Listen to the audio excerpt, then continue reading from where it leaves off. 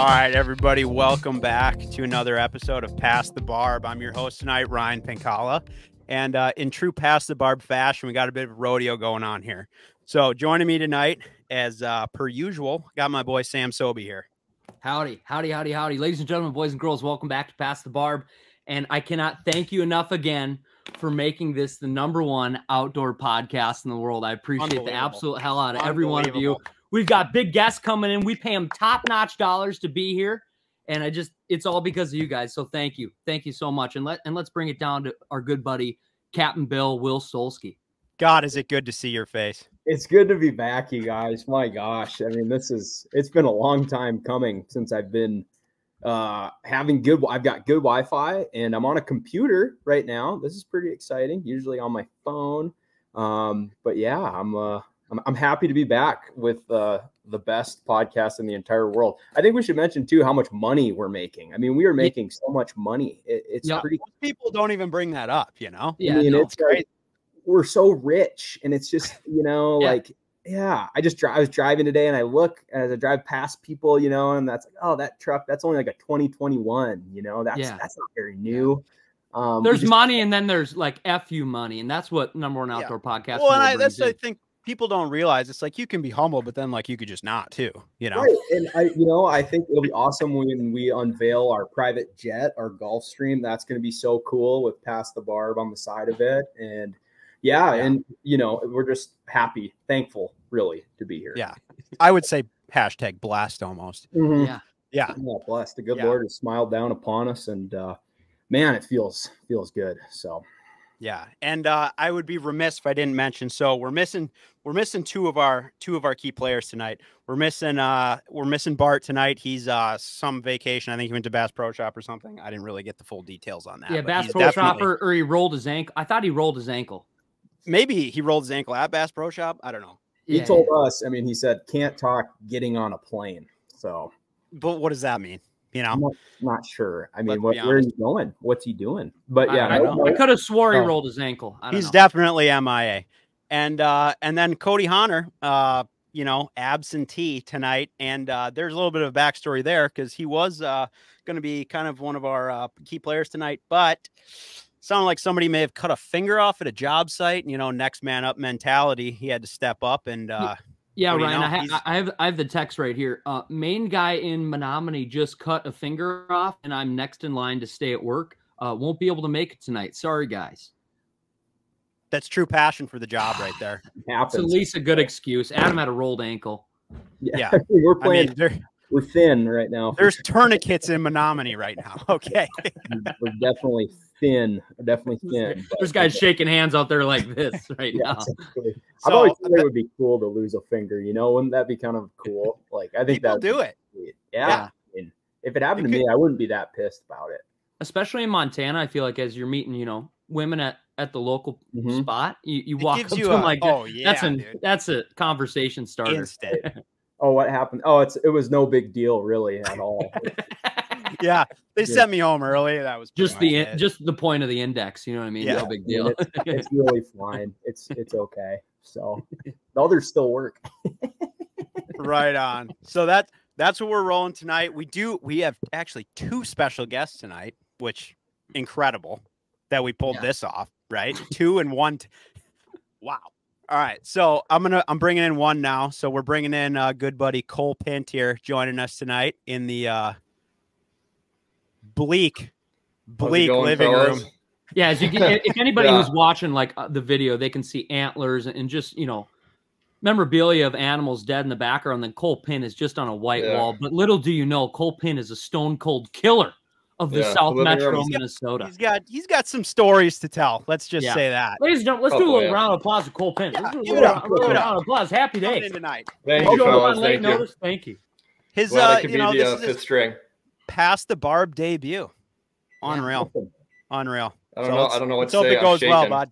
Yeah. Fingers crossed here, boys.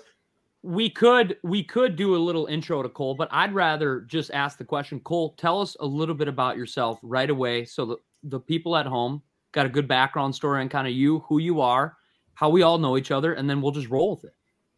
Well, it goes back a ways, I guess. So met Sam just before going to college. We went to the same college. We were roommates.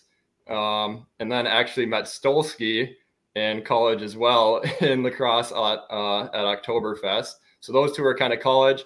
Weird. Then Pinkalla I met somewhere in between there. I don't remember if I met him while we were still in college.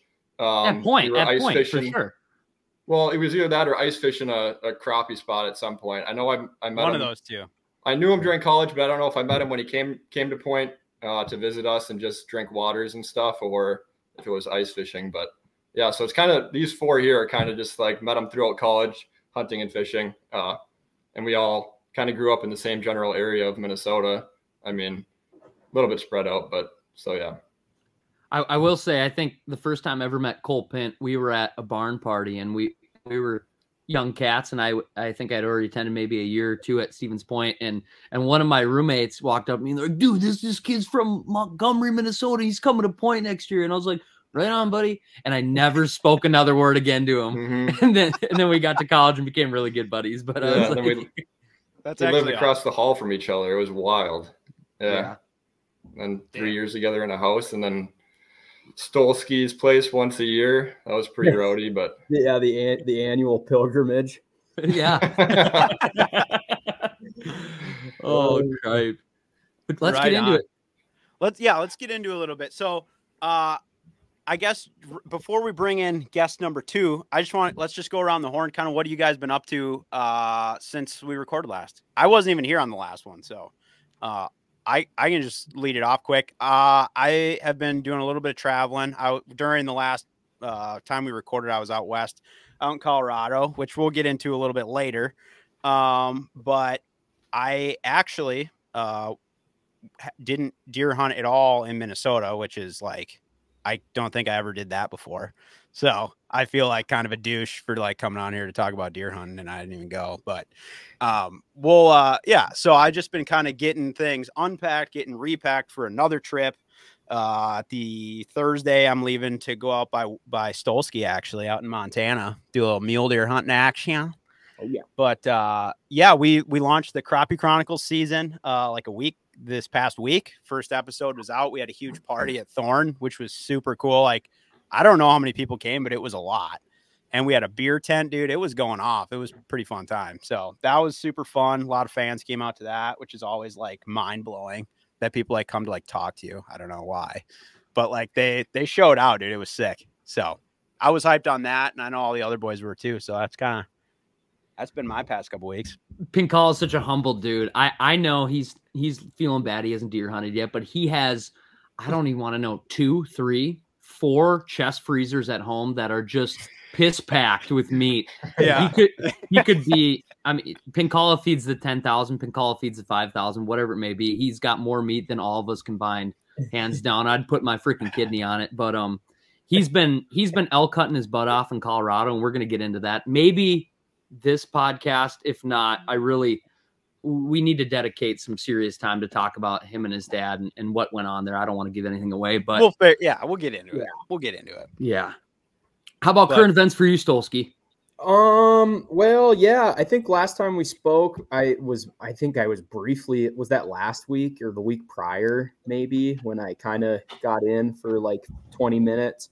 I moved out of the barn, so I'm not in Craig proper anymore. Now I'm down in Helena, living with Joe, my brother. So yeah, that's been good. And then I've just been kind of in the in-between time. So I'm not actively guiding right now. So I have got a month window really where I'm not working, and then I'll go to Idaho in December. But it's been really nice. I've just been hunting a lot, and got my antelope killed. So did Joe, and then. Besides that, been elk hunting a lot, but just haven't really had much success. Been kind of getting my ass kicked on the elk hunting front, but going mule deer hunting, leaving tonight. Actually, Joe is on his way back from work, so as soon as he gets here, I'll probably have to boogie and leave. But so it's been kind of nice. Yeah, just having some time off. Been fishing quite a bit too, just for fun, which has been awesome. And weather's been really nice. Too nice, actually. You know, we got all that snow and now it's all gone. So. Well, I had no idea your brother moved to Montana. What is he doing? Yeah, so he's been in Helena for, I think, coming up on 2 years now. 2 years this spring. He's a civil engineer, so he is.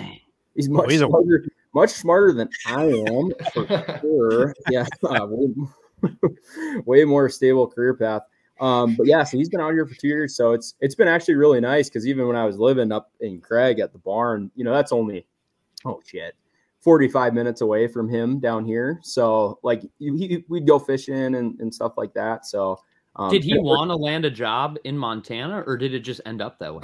Yeah, he looked at a few different places. He applied to a couple different engineering firms out here, and then he went to school in South Dakota, so a few out there as well, and then got this offer from this company here, and he's really been liking it, and it's been going good, and he gets to kind of be on a lot of like construction sites, which he likes, so you're not just like in the office all the time. So he's digging it, man. He's crushing it. So yeah, that's awesome.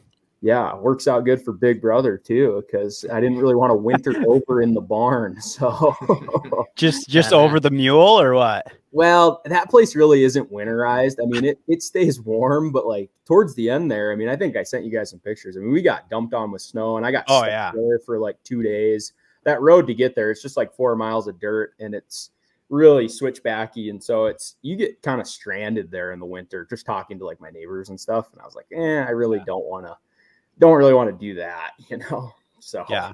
What was the mouse total? Where'd you end up there?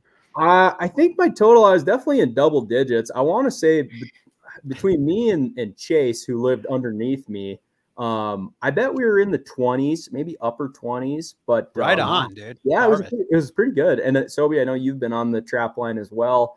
But yeah, it was a good harvest there. And actually towards the end, I think we got them pretty good because I didn't get one for like the last week I was there. I could hear them in the ceiling, but they weren't getting in. So rut was on probably, dude. Mm-hmm. Yeah, definitely. Right, so they're chasing. Yeah. I mean, they're a wily critter. I got to give them that. So yeah, right on. All right, so Cole, I know you haven't been on here before, but I don't want you to get into like any stories right now, but just give us a little rundown. You've been doing some hunting, and what else has been up? Oh yeah, basically spent the last month kind of wishing I had some more tags in my pocket. I've never really done a whole lot of out-of-state hunting besides just like waterfowl in North and South Dakota, and then hunted in Wisconsin back when I went to college there. But got my deer a little bit early this year, and then filmed my mill brother. Went bear hunting earlier this fall, and basically, since I got my buck, I've just been wishing I had more tags in my pocket. So all my buddies who I waterfowl hunt with have kids now, and it's weird how like when you have a kid, you can't go scouting 5 out of 7 days a week. So that doesn't make any sense. I know. Yeah, I know, right? Yeah. So bunch of idiots. Yeah, a lot of wishing I had more tags in my pocket. Eating a lot of jerky, a lot of summer sausage. There you go. Yeah, stuff like that. So what'd you do with that bear you got? So I did a lot of summer sausage. We actually ate. So when we went up for baiting, we brought up a bunch of bacon grease, and we didn't bring butter. We didn't bring cooking oil. We didn't bring anything because we brought up a bunch of cold like lunch meat. That's all we were going to eat when we were up there. So I actually made all the back straps when we were up there just in bacon grease with salt and pepper. Hell actually yeah. Amazing. I had never eaten bear before. Now we're talking. So it was super good. So all I really had left was like the roast, which we did jerky out of, and then a bunch of scrap meat. So how was bear back straps opposed to like venison back straps? It was, I would say it's super similar. A bear is way more fatty just in general, but the back straps, I mean, super similar. If I would have had them side by side, I would have been able to tell a difference, but just like eating bear and not having anything to compare it to, it was pretty tough to compare it. Yeah. Well, and the thing with bear is like the fat is really good to eat, unlike venison fat, you know? It's like it renders down nice. It's really, really good fat. Yeah. So that was completely new for me. First time I'd ever eaten bear, just like straight, not like mixed or anything like that. So yeah, that's awesome, dude. Were the bear back straps giant? Like, were they bigger than like a big buck's or no? The bear I shot was probably like a 2 or 3 year old male. It wasn't huge by any means. It was probably like 200 pounds, maybe a little bit over. So I'd say it was honestly pretty similar to like a deer back strap. Sweet. It wasn't. I'm sure if you shot like a huge boar, they might be a little bit thicker, but yeah. Cole, did you save the hide? Did you cape it out, and are you gonna do like a rug or anything? So if I would have, we had a cinnamon on camera that if I would have shot that, I was going to cape it out and do a rug. Other than that, I wasn't going to shoulder mount anything unless it was huge. the zone I go to, it's every 4 years you can get drawn. So if you get a good one, it's worth mounting it, because you won't go again for a while. But it was 95 when we were hunting. Shot it with the bow, recovered it like an hour later, and we just wanted to get the guts out of it and get it in a cooler. So have you guys ever seen a bear like when it's totally like taped out, all the skin is off it? They're human like when they have no hide on them. It's really bizarre. I mean, it's like they have like, I mean, like it's biceps. It's crazy. Yeah. Was that your first bear? Yeah, that was the first time I had ever seen a bear while hunting bear. Yeah, it was. That's awesome. It was. Well, crazy. Congrats, dude. That's badass. Thank you. Yeah. Congrats. Yeah. Yeah, I'd love to do like a spot and stock or some type of hunt like that at some point. Obviously, Alaska would be sick. But sure. So yeah, I'll take what I can get at this point in northern Minnesota. Yeah. Sweet. Right on. All right. Well, let's get into this a little more. So, like I said, we do have another guest here, and I'm going to bring him in now. So, we got a full squad here. So, special guest number 2 coming to you here from Minnesota. Also, we got Mr. Mav Jose coming in here. Let's give a round of applause, ladies and gentlemen. Round of applause. Thank you. Where are you at in the world, dude? Right now, I'm in Hermantown, Minnesota, home base. Right on, dude. Right up in the Duluth Northwoods. What have you been doing recently? I know we'll get into a whole bunch of stuff here, but like, what have you been doing the past couple weeks? No. Pause. What were you doing tonight? Oh, what was I doing tonight? Okay. Sorry about that. So, yeah, what was the hang up here? Because initially you were telling me one time, then all of a sudden you could come earlier, and I was wondering, did something fall through here, or what was going on here? That man, I was just getting dinner with my parents, bro. I was just getting dinner with my parents, man. I had a long day cleaning up my shop from deer remnants, and I was mopping the floor, and my parents texted me at about 4 o'clock about when I got texted to get on this podcast, and they're like, "Hey, you want to grab dinner?" I was like, that sounds good. And I was playing it safe. Usually I'm fashionably late to things, and didn't want to be fashionably late to this. Okay. Okay. What's her name? What's her name? We'll get it out of you later.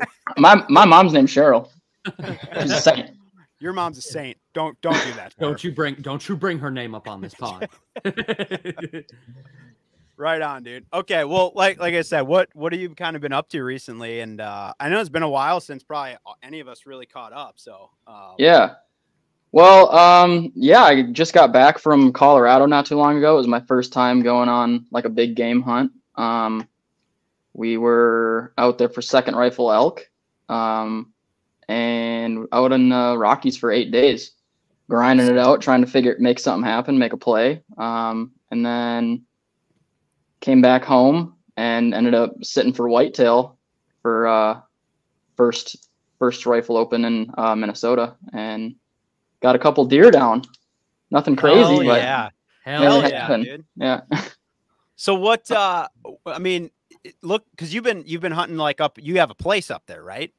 Yeah, I've got 20 acres just north of Duluth that I've been kind of managing, and put some trail cameras up last year.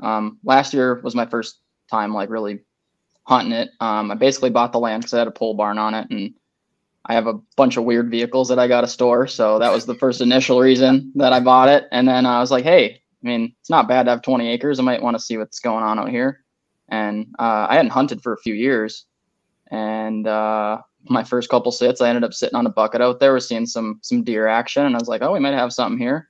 And got my first trail camera pictures of some bucks that year, and had one come up and make a scrape about 40 yards away. And of course I didn't have a lane cut. So it's playing property management for last year, and couldn't make the pieces come together. So it feels good to have some meat in the freezer this year for sure.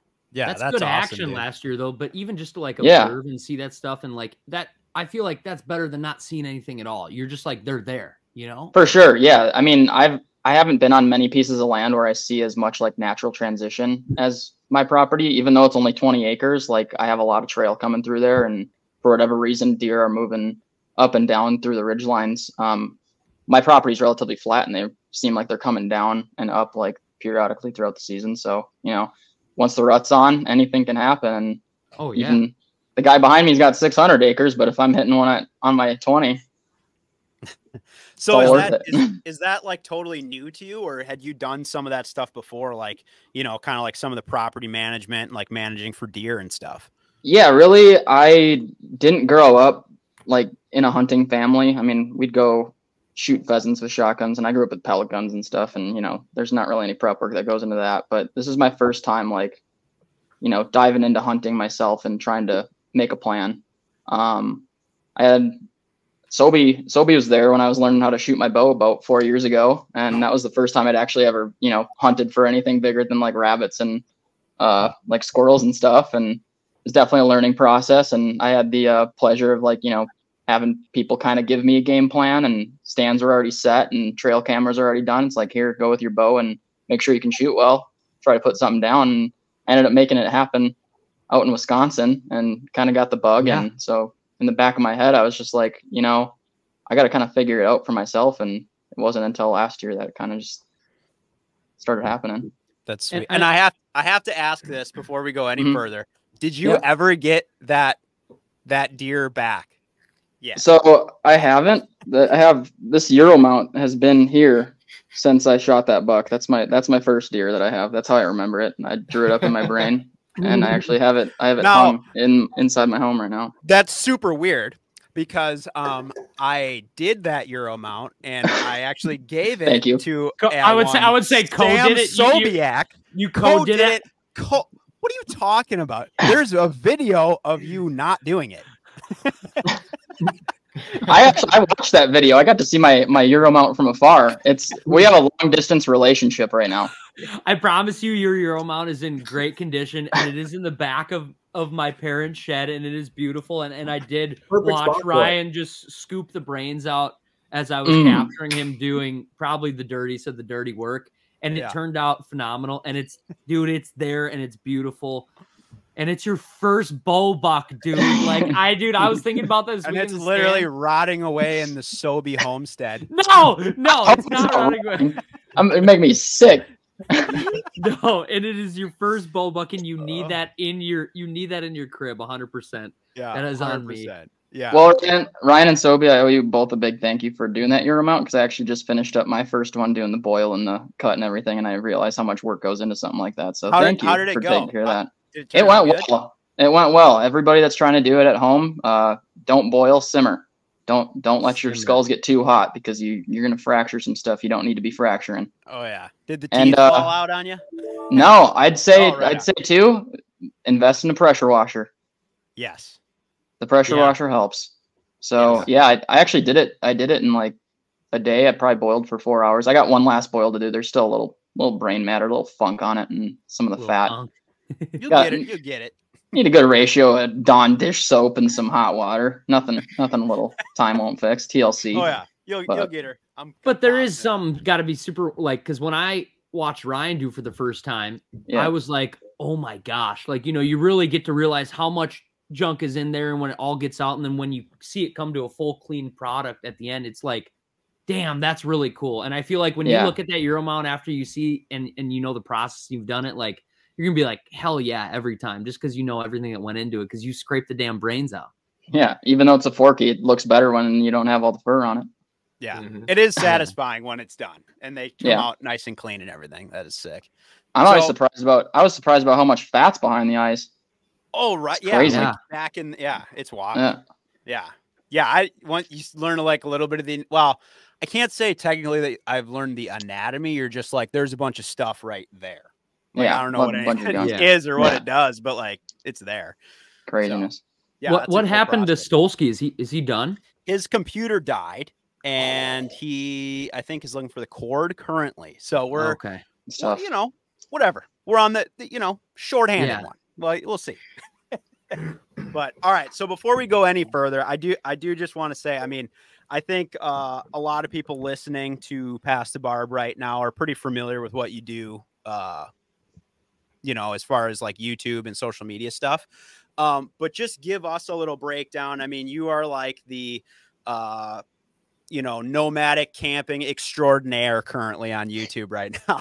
And I think it's badass what you're doing. I mean, we all love kind of like seeing your progress and how far you've gone from like when you started to where you're at now is pretty awesome. And just kind of give us like, I guess from your perspective, kind of like where you're at, kind of just like a summary, I guess, of like your career to this point. Yeah, appreciate that, Ryan. So yeah, I mean, started the channel like something like 4 years ago now. Just really wanted to figure out how to fish and travel on the cheap and how to do it in kind of a untraditional way, if you will. And just started making videos documenting, you know, how to travel. And I built out a truck camper, started doing some trips out west. Got to go to Montana for my first time, do some fly fishing out there, and made it out to the Sierras in California and got to see some really cool stuff and kind of fell in love with the idea of just traveling around and tried to keep building YouTube videos and keeping people interested along the way. And it's kind of just built into what it is now. I have like, I think I'm up to 7 camping vehicles now, trying to renovate and do random things with each. I got 2 that are operational right now fully. Got a lot of hoopties that are constant projects, but you know, that's gotta be half the fun, right? though. It is half the fun, but I mean, man, keeping up with tabs and everything on them, making sure batteries are charged. My door latch on my F-150 just went out the other day, so I'm driving down the street and my passenger door's just flying open. It's, you know, more vehicles, more problems. It's got a motor. It's gonna get messed up at some point. So how do you determine what you're gonna get? Because I've seen a few of the ones that you got, I'll say in the past year or so, that are definitely like you had to be like looking for that. Like, yeah, that's what I want to know. Were you looking, or did it kind of pop up and you're like, "Oh, dude, I should get that"? Or were you looking? That's usually how it goes. So, like, I mean, nobody's really Googling a Volkswagen Beetle with a camper on the back, you know. So it's like, I can't come up with these things. Some people send me posts on Facebook Marketplace, and I'll be like, "Oh, that's kind of cool," and then that's kind of cool turns into me buying it. That's how it happened with the Bug. Some friend from college just texted me it, and I'm like, shoot, that thing's $3,000. Sure, let's go. Deal. Yeah, deal.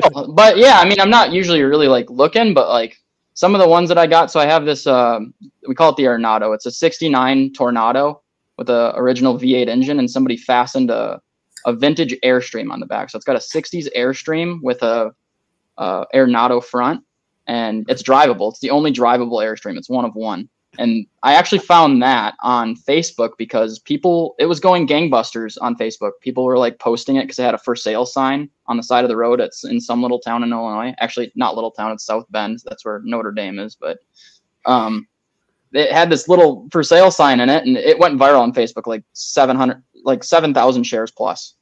And I saw it, and I noticed the little for sale sign, and I like zoomed in and saw a phone number. I ended up calling the guy, and I was just in conversation with him for like 7 months because I was like, you know, I didn't want to spend what he was asking for it. And I was waiting to see if somebody else would buy it. And sure enough, 7 months later, it's still for sale. And so I kind of swept in and picked it up. And that's been our latest project. We're actually working on fixing that one up at the shop right now. And then, I don't know, all the other ones, it's just like, I like stuff with character. Like I have a Japanese camper van that I ended up picking up sometime last year. We renovated it too. It's a right-hand drive 5-speed. You gotta sit on the other side of the car and you're shifting with your left hand, you know, driving stick, and it's fun. I mean, I like old vehicles. I like stuff with character and stuff that, you know, people might want to be entertained by. Yeah. And I mean, you did kind of make one, like, not like POS caliber purchase of a vehicle not that long ago. Yeah. And so, I mean, give us a little. I mean, I'm not like a big car guy or whatever, but there are people that can definitely appreciate what this thing is. So yeah, I bought a Mercedes C63S. It's a 2020, and I got that last year because honestly, I was like, I drive so much for work, and I'm driving these like kind of harsh on you vehicles. I want to like enjoy driving, and I've always liked cars, and it was a dream car for a while, and I was like, can treat myself. And so I ended up getting that, and I put a stage 2 tune on it, took some of the cats out of it, which if you're if you're a police officer, you didn't hear that. They're still in there. But we'll cut that. We'll cut that for sure. Yeah, for sure. Good. 600 horsepower, and I think it's a 0 to 60 in 3.2 seconds. Have you opened it up? Play the fifth on that one. Just no. That was the right answer. That's a hard yes. I will say the little hype video you made after you got it, I thought was that video was awesome. With the Minion boots, the Minion Ugg boots. Yeah. It was pretty funny. Well done. It was fun. It's all fun. Yeah. But it's nice to have a little bit of enjoyment when you're going on road trips with big clunky vehicles and having that speed. It's definitely something to get used to. It's like a little tiny cockpit. I feel like I'm in an airplane, but it's fun. Yeah, sweet. So beyond cars, I got to ask you, you've traveled so many places, you've gone everywhere. If you had to list top 3, like best places to be or most beautiful, just like top 3 places, and maybe that's not even a suggestion for other people to go there, but just top 3 places that stood out to you where you're like, damn, dude, like these are my top 3.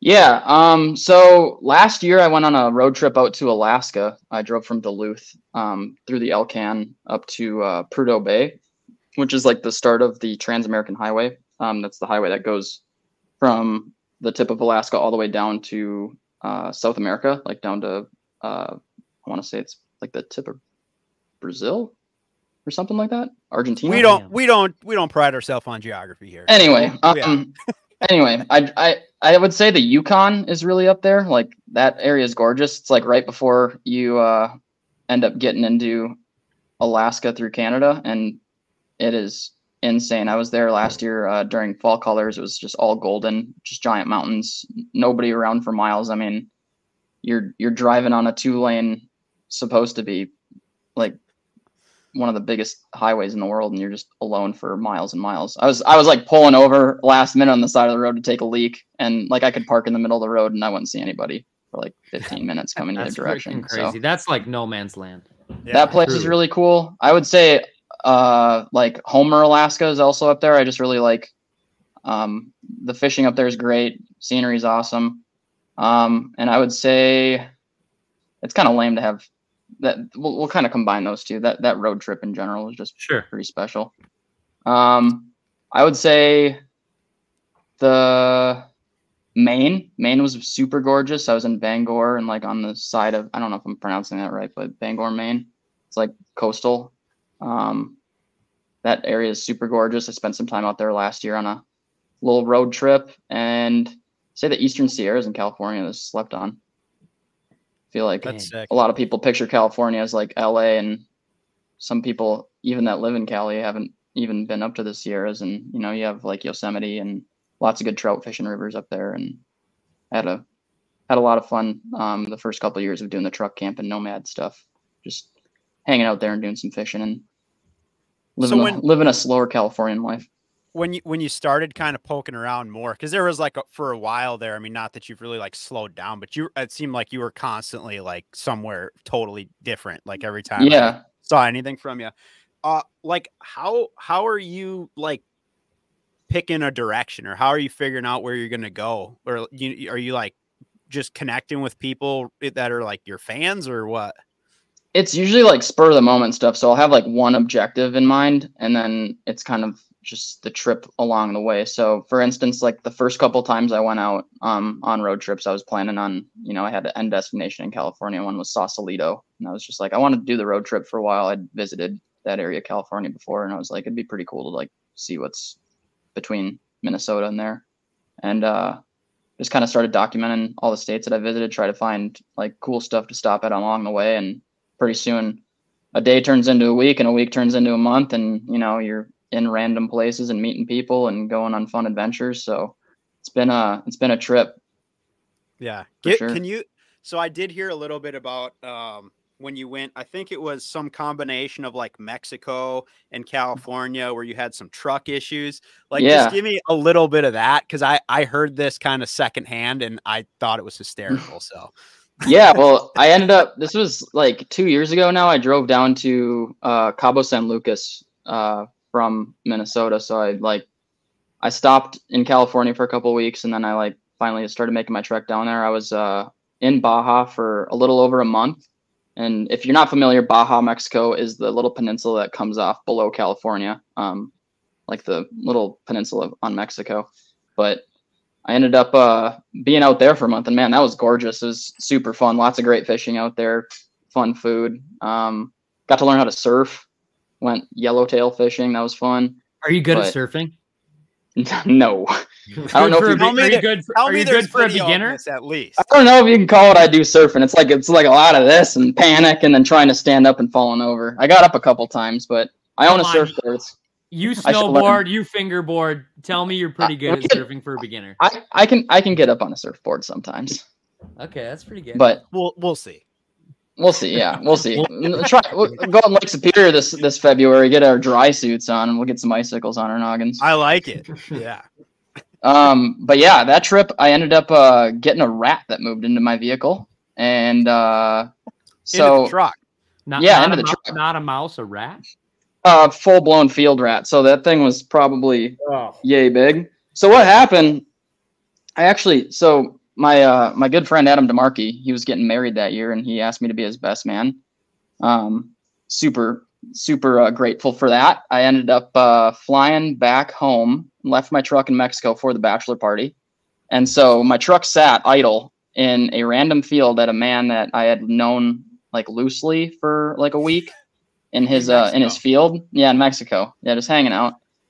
And got back, realized I'd left some food hanging out in the truck when I had left, and 3 weeks later, I have rotten food in my refrigerator that I have in my truck, and I open the door, and there's a rat greeting me. And so he ran off when I first saw him, and I thought he somehow found his little hole that he went through and like got out of the truck. So I was like, oh, he's gone. It only took a couple days of me finding rat droppings and new things chewed on in my truck to realize that he was still with me. So he caused a whole bunch of problems. He ended up chewing a lot of wirings inside the engine bay. I had to drive back from Cabo San Lucas to San Diego, which I think is like, I don't remember. I think it's like an 18-hour drive, maybe longer, honestly, maybe 24, but in limp mode in my truck. And if you don't know what limp mode is, it means you can't go over 50. Ooh. So he chewed some wires that were to some sensors that my truck thought it was broken. And here's the real catch though. So I drive this thing back home. I did the drive in 4 days, right back to San Diego. And I get back to San Diego and I am sure that this thing's gone, right? Like I feel like it's gone.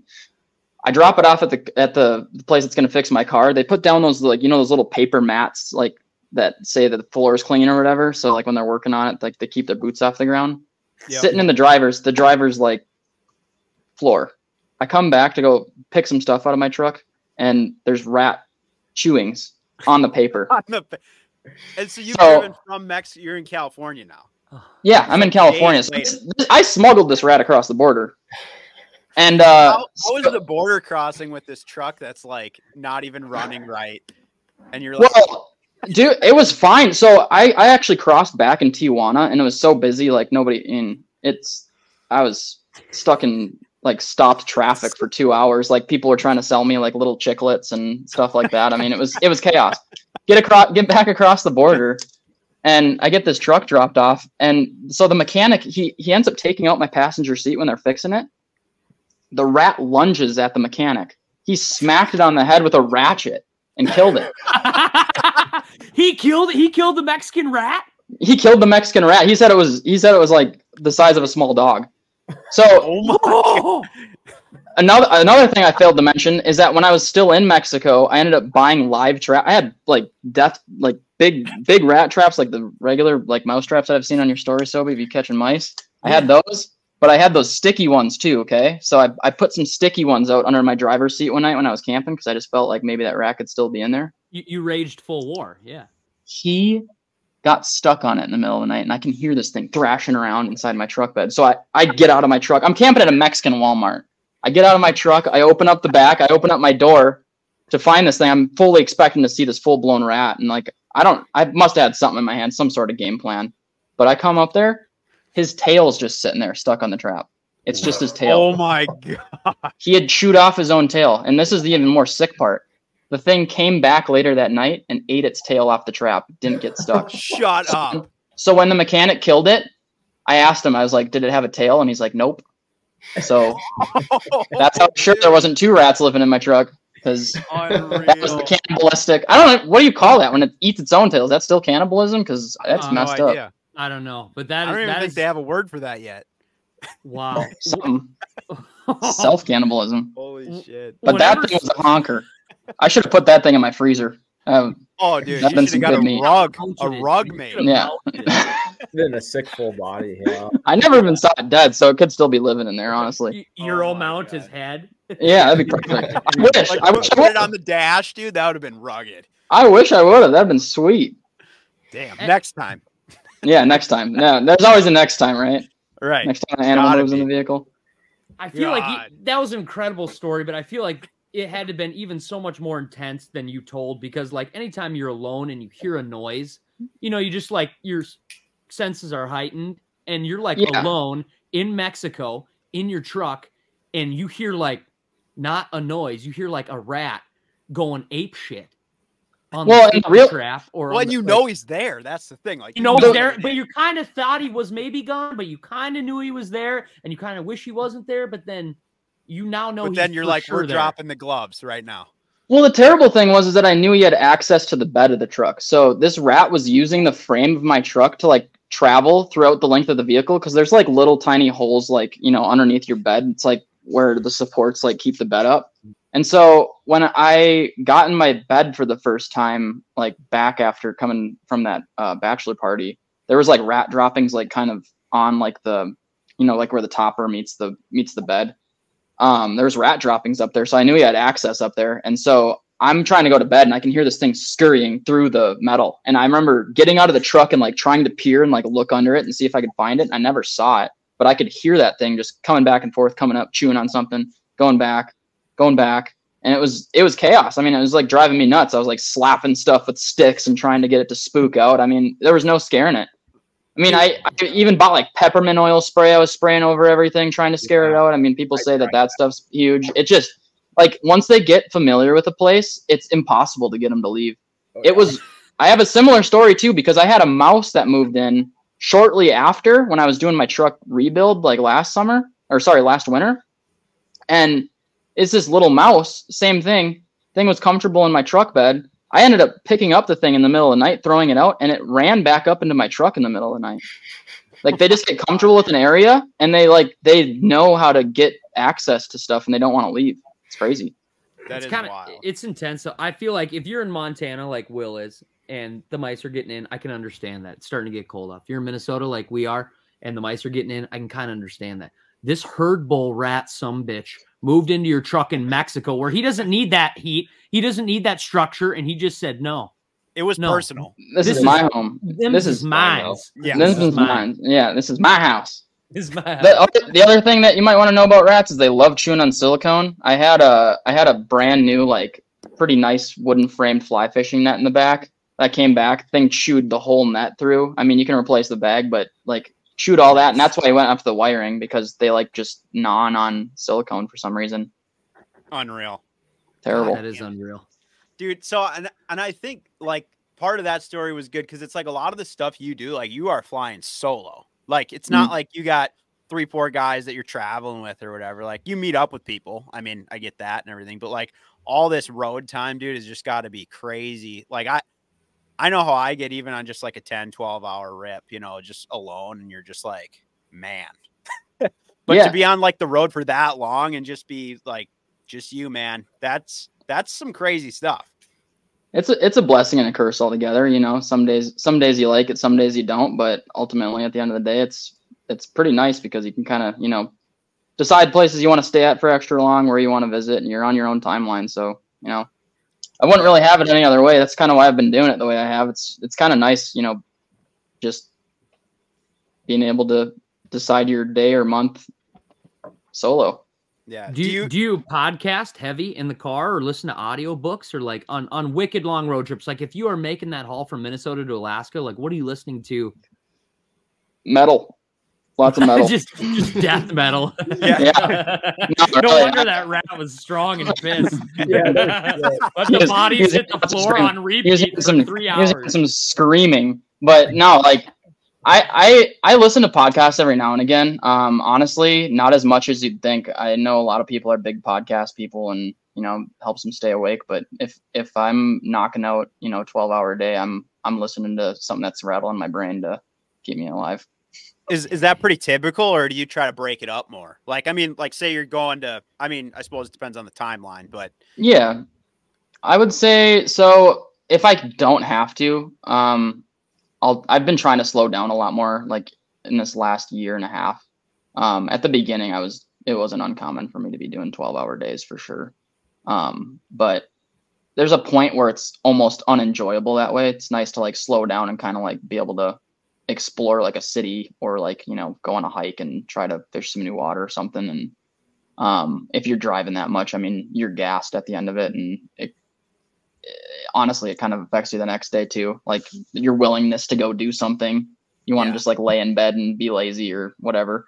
But yeah, I've slowed down a lot more recently. I mean, I'd say my cutoff right now is probably 6 hours if I want to like be doing something and get acquainted with the place. But yeah, if stuff needs to get done, don't get me wrong, I will do a 12-hour road trip. Like this Colorado trip, we did it all in one night because we weren't really trying to spend a night anywhere on the way back. But if it's like, I'm going somewhere without a timeline, like to break it up a little bit. Nice. Do you think like, I mean, doing your thing kind of solo, but still having this like pretty, I mean, you have a huge following right now. Is your fan base like pretty active? Do you like, I mean, are you kind of like communicating with them, or do you just kind of like keep that separate, or how do you play that with, I mean, I can't imagine like what your DMs are like given the amount of people that follow you and everything. So, I mean, does that play into kind of like your mindset for these traveling deals, or not really?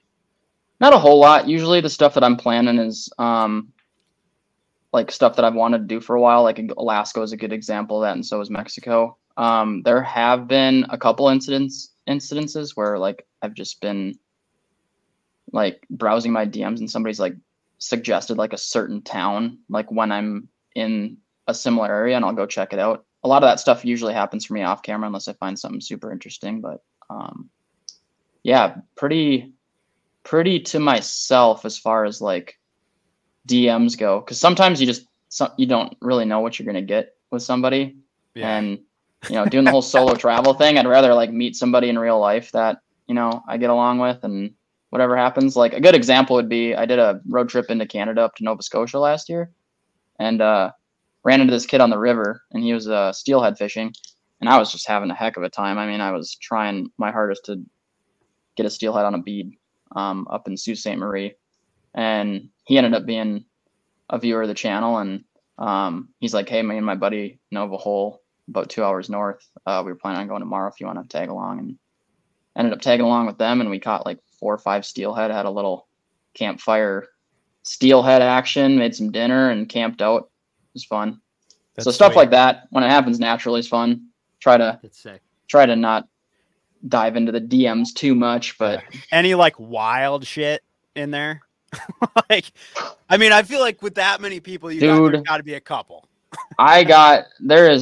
There's some weirdness going on the internet. I'll tell you what. I'll leave it at that. But there's some wild. There's people asking for feet pics. I get like asked if I'm making OnlyFans about every other hour of the day. It feels like, maybe in another life, but man, I don't know. What would your price be today for a foot pic? A really high quality iPhone foot pic. Just a private customer. He's like, it's not the first time we've dove into this. No, we have asked other people. Let's do name your price right now. He's like, I don't know, you got $10? No, come on, give it real. For real. Jack, is that a foot pic? Oh, yeah, dude. Are you kidding me? You got like all these foot pics or what? I'd probably send some feet pics for like $10 or something. Dang. You got it. This is your feet, man. Putting some sandals. Probably got feet pics on my phone that I don't even know about right now. You got some like Birkenstocks. Shit. Dude, that's $100. Some slides. $10. Get you a Big Mac meal. Serious, you could feed yourself off a foot pig. Get that rat in my car, maybe. Straight up. Buy another rat trap. You just like do it once, you know? No, I don't know, man. The whole, like, as soon as, like, I'm fine, like, posting pictures in, like, sandals and stuff, and then, like, I get a foot pic, like, request DM. I'm like, what is going on here? I don't, like, it's weird. People are crazy. Those are wicked stories. Oh my God. We're gonna come back to some more Mav stories. I want to freaking move it along to Will's Wiki-Finds. We've been having some fan interaction here, and they need to hear from Will, and we've had some requests. So I'm gonna do a quick leak break, but Will, you can take it over from here. There's been some cool interactions and something you found recently that needs to be talked about. Yeah, let me see do you have it pulled up, Ryan? I do. So this is like I didn't think you probably had one. Do you have one or no? That's fine. Well, not as good. No, let's do this one. I like this guy that submitted this. So yeah, I don't know if we've done a Will's Wiki-Find in a little while. So this is kind of something that kind of came about from Will just kind of stumbling around on the interwebs and finding some pretty crazy stuff. So we've had some people submit some things. So this is coming to us from a fan here. This is Adam Cunningham dropping us a line saying, boys, you got to talk about this. So this is apparently a thing. So Amsterdam airport, haven't been there, but apparently this was something that started there, and it sounds like it's spread maybe more globally since then. But it sounds like sometime in the 90s, they started etching like a fly, like a life-size fly into the base bottom area of the urinal to keep people from pissing on the floor. And apparently this is a big deal. This is like some Nobel Prize winning type shit that's happening that nobody's talking about. So the thing that I saw on it was that they were saying there's also a New York Post article about this exact thing. Of course, I had to look it up once they sent it into us. So went down the rabbit hole on it a little bit. And so when it started, it was just like, a janitor guy or whatever there that was like, this is what we got to do. And somehow this is going to work. And 80% reduction in pissing on the floor, putting a fake fly in there. Pretty good numbers, I would say. But here, the most interesting thing is that they said it only reduced their cleaning costs by 8% only. So apparently pissing on the floor is not the biggest problem at the Amsterdam airport, but there's a whole bunch of articles about the psychology of why this works. I didn't get into all that, but apparently if by doing that, it makes people want to piss on it. I don't know. I think it makes sense. I mean, when you're at a urinal, and usually though, I've never seen a fly, but it's usually a Zin or someone's chew. like an organically placed Target item.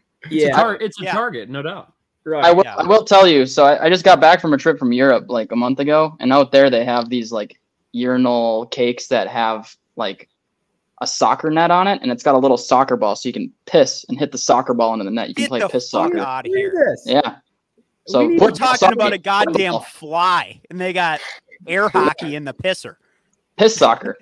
Yeah, foosball in the urinal. That's Man, what about our people somewhat next to more you? real story about a Target while pissing that happened at your house back in the day? This is kind of wild. Oh boy, here we go. Uh-oh. We might have to cut this out, but we're going to tell it. Yeah, we'll cut it out. I feel like, it goes back to what the WikiLeaks, it goes back to Ryan saying, it goes back to what Mav saw in Europe. If a man sees a target and he has a stream out, he's aiming full force. He's going to hit it, yeah.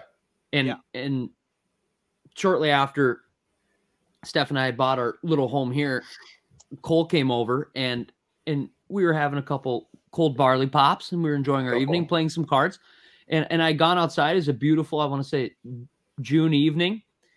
And there is this frog right next to where I'm going to the bathroom. In fact, I was going on top of this frog unintentionally. Because you know how you walk outside? On. I swear on everything. I was looking statistically, this has got to be almost impossible. I know, but people win the Powerball every week. Okay. I'm looking looking up at the stars and I look down and I'm going to the bathroom and it is like right near this frog's head, dude, and he doesn't move. He's just taking it. And I'm losing my mind laughing to myself out there. And I go inside and I tell Cole, I'm like, dude, I just peed on a frog's head and it was unintentional. And he liked it. And he liked it. And he liked it. Yeah. And Cole's laughing. And then he had to go. So he goes outside. And then he does the same exact thing. I literally, I peed to the left of the frog, and the frog jumped into the stream to get under it and enjoy it. This is no joke. And I watched it with my the frog eyes. Loved dude. it. It was, and we were like, we're witnessing, National Geographic at its finest in southern Minnesota, near a small residential area, and it was incredible. So if there's a target out there, a guy's probably gonna hit it, whether he's intending to do it or not. Golden showers for the frogs. Jesus Christ. That poor frog. That thing's poisonous now. Every bit of it. Yeah, no kidding. God. It truly was unintentional. I'm saying that and I mean it. Well, shout out to that guy that submitted that. That was a great find on his part. Yeah. So if anyone else out there has any great Wiki-Finds, kick them to us and we'll bring them up on the pod here. Mm-hmm. But okay, so I mean, kind of tonight, we wanted to kind of just dive into some more like hunting stories and talk or whatever. I was hoping Hunter was going to be here, but essentially we'll kind of go around the horn. Mav, I want to hear about Colorado. We'll kind of do that in a little bit. Kind of dive into that. I got a little bit of stuff from that too to maybe get into. But we're kind of in the middle of like Minnesota deer season is rolling right now. We're in the middle of kind of tail end almost of firearm season. Still a lot of deer are getting shot all over the place. I'm seeing tons of pictures. Wisconsin opens this weekend. So unfortunately we don't have Hunter here to talk on that a little bit, but he's definitely going to be out. They got a pretty good deer camp that they roll up there. But so we'll kind of go around the horn here, see what everybody's been up to. But I got to talk about this. We've talked about it on the pod before. I'm bringing it up now. So this is incredible. This is incredible. Listen and pay attention if you're listening. Write and this you're just down. Cruising in the car, write this down. Yeah, this is big. So we'll post a link to this probably in the description on like YouTube and stuff. I don't think we can do it on like Spotify or whatever, but if you go to our YouTube channel, you'll be able to find this link. So the Deer Hunters Roundup starts on Saturday. We've talked about this. It goes for the whole Wisconsin deer season week. So pretty much from Saturday through Thanksgiving weekend. It is the golden radio show of deer hunting, and you do not want to miss this. 98Q Country is the station that puts it on. We'll drop the link to it. You can even go back and listen to like the old ones. They're all absolute gold. So all the deer camps across basically northern Wisconsin call into this radio show. It's pure comedy. It's the most unbelievable thing. I would say like Sunday is probably the best day because everyone gets pissed drunk Saturday night. And between Saturday night and Sunday, the calls are just unbelievable. And so it's a live radio show. People call in from all these deer camps across the Northwoods. It's like a radio station out of Park Falls. So I have but I feel like it's the best kind of comedy. It's not like they're telling jokes. It is like people are being for real calling in about the stuff that happens at their giant Wisconsin deer camp. Like Daryl told Uncle Craig to shut the hell up, and then Uncle Craig fell out of the deer stand twice, broke his ankle. Daryl come running back over, hooked him up with the wheeler, come back in, 8-pointer runs in front of that, shot the 8-pointer, loaded him up and Uncle Craig in the back of the 8-pointer or the back of the Ranger, drove home. We tagged out. Like crazy shit, dude. Like, and they're being for real. I think the best one last year that I heard was some guy like wearing like the full Santa suit thing, like shit in his hood, like while he was out, like like just it's unbelievable. Like you cannot Cole for Christmas. So it's so from the start of deer season through the following weekend, it is every day, every single day. So there's I'll post a link to it. Maybe we'll even post this on our Instagram, like the schedule for this. Do not miss this. It's so goddamn good. And call in. I mean, they have a thing. You can call in your deer camp and freaking throw down with the boys. But yeah, it's something to behold if you have not experienced the Deer Hunters Roundup there in Park Falls. So we'll post the hell out of it. Hopefully you won't miss it. And even if you do, you can go back and listen to the old ones. They're awesome. So Sam, I know you got on this last year. Yeah. And you were hyped on it. It's incredible. This was one of the coolest things I think anybody ever shared with me ever in the history of ever. And it sounds so simple, but the stories these folks tell on this radio station it's so Wisconsin. It really is. It's so good. It's everything about it is goal. It's good, clean family fun is what it is. That's, hey, you know. So anyway, I'm not going to beat that to death, but you have to listen to it. So we'll post all the links. You'll be able to find it easy. So let's roll this into some hunting chatter. Let's roll this into good buddy Cole Pint. Talk to us, dude. Talk to us about your falls in the past leading up to this, and talk to us about how you also break down land. We do just a lot of BS on here, but you're really an experienced hunter, and you do a lot of land management on small pieces. And that's kind of what you do a little bit for your job even too. Like, just talk to the people, let them know. Yeah. So I guess I don't hunt a lot of public. I've hunted on my parents' property. It's like an 85-acre piece. I've hunted on it my whole life.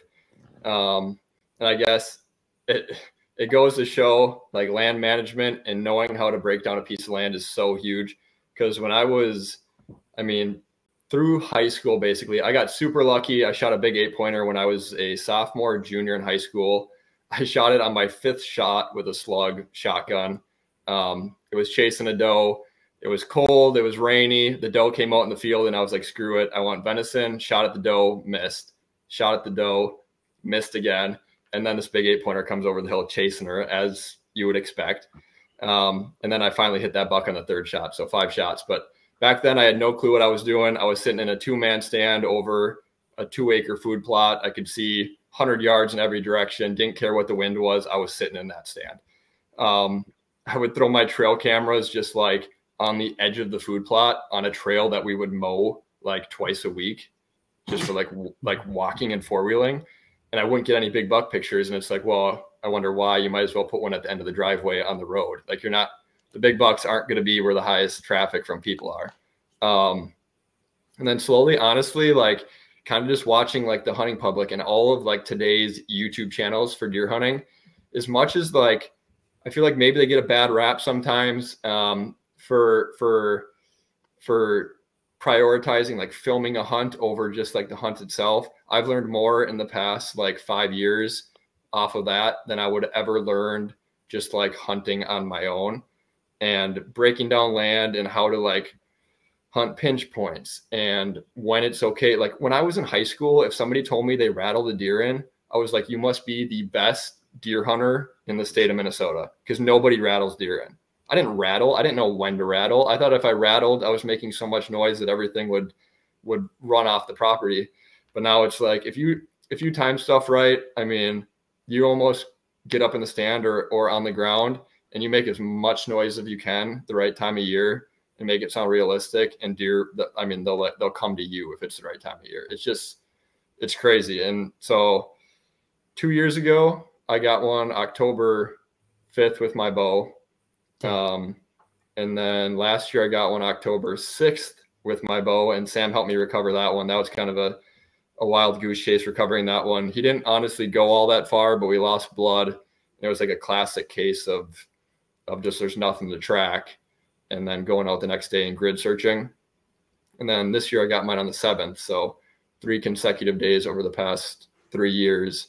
And it's just kind of, that's not even when the rut has hit yet. So it's just a lot of trail cam work, a lot of just kind of knowing the way that deer travel on a property and based on the time of year, how they're going to travel it.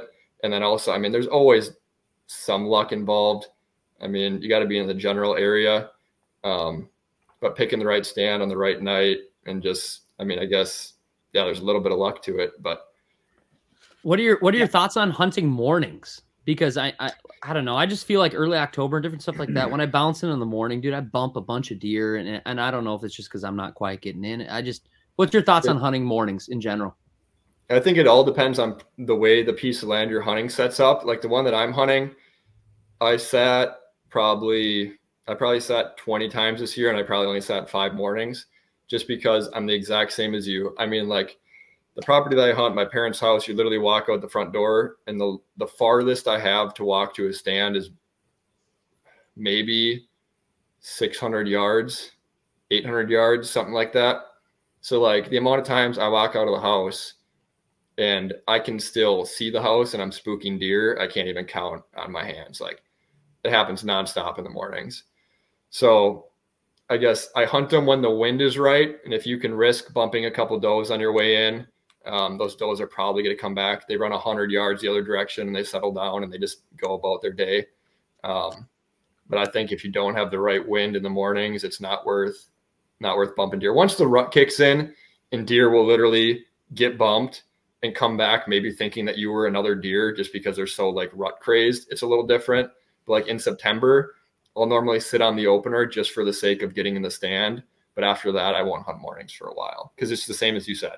I mean, you're just bumping deer nonstop. I don't know if it's the same for like you, Ryan, or like Mav, if it's the same for you up north, but yeah, Mav, what are you experiencing kind of on your place when you hunt? I mean, I don't know how many like days you were out this year or whatever. I mean, I know you guys had some success up there. But I mean, are you just hunting like whenever you have time, or are you like kind of strategizing that? I'd say traditionally, like the more buck activity I've had has actually been in the morning. So they must just be traveling north to south to you guys during the evenings or something. Yeah. But like traditionally, like when I have bucks on camera, like out of the rut, it's been, between 6 a.m. to 9 a.m., like not in peak rut. But once the rut hit, it was just like this year we had a lot of pictures on camera in the evenings. And then my buddy actually, I guess this is a good statement. My friend actually just shot a 8-point out of my land at 8 o'clock in the morning. Hell yeah. 8-pointer. That's awesome. Nice 1.5-year-old 8-pointer. So there's been a lot of action for me up in the Northwoods in the mornings, but yeah. How does your land set up there? Like, what is your land like? So when I bought my pole barn, it was on 10 acres, and for the county I'm in, you have to have 20 to build on. And so it was kind of a weird parcel. So it ended up being divided off of somebody else's land. And so there's 2 different owners for these 2 10-acre parcels. And I was the only person that like had this small of a piece of land. So I found the owner of the other property and I ended up purchasing it. So now when I had my pole barn and all of the land was cleared maybe 8 years ago. So there's all this young poplar growth, like all these young trees coming up. Probably 6 inches to like little twigs on the ground, and then I have a transition from that to old growth. So I have like a lot of old like pine. I have a big pine. I don't know what you'd call it, like just a row in front of where my stand is. There's a crabapple tree out there, and just like a lot of older growth. And it seems like those deer are using that young growth to old growth transition. There's like a trail that comes through there, and then there's also a trail that's coming in from my neighbor's land because he has his whole backyard's cleared out and he has like a nice little field, and they'll kind of come from that field and kind of enter in on the side of my property too into that old growth. So is it a field or a food plot? Does he have a food plot back there? It's not a food plot. He's not much of a hunter. I talked to him a little bit. He's not afraid of shooting off his back porch when the time comes, but he's not much of one to be going and sitting in the stand from what I've been gathering.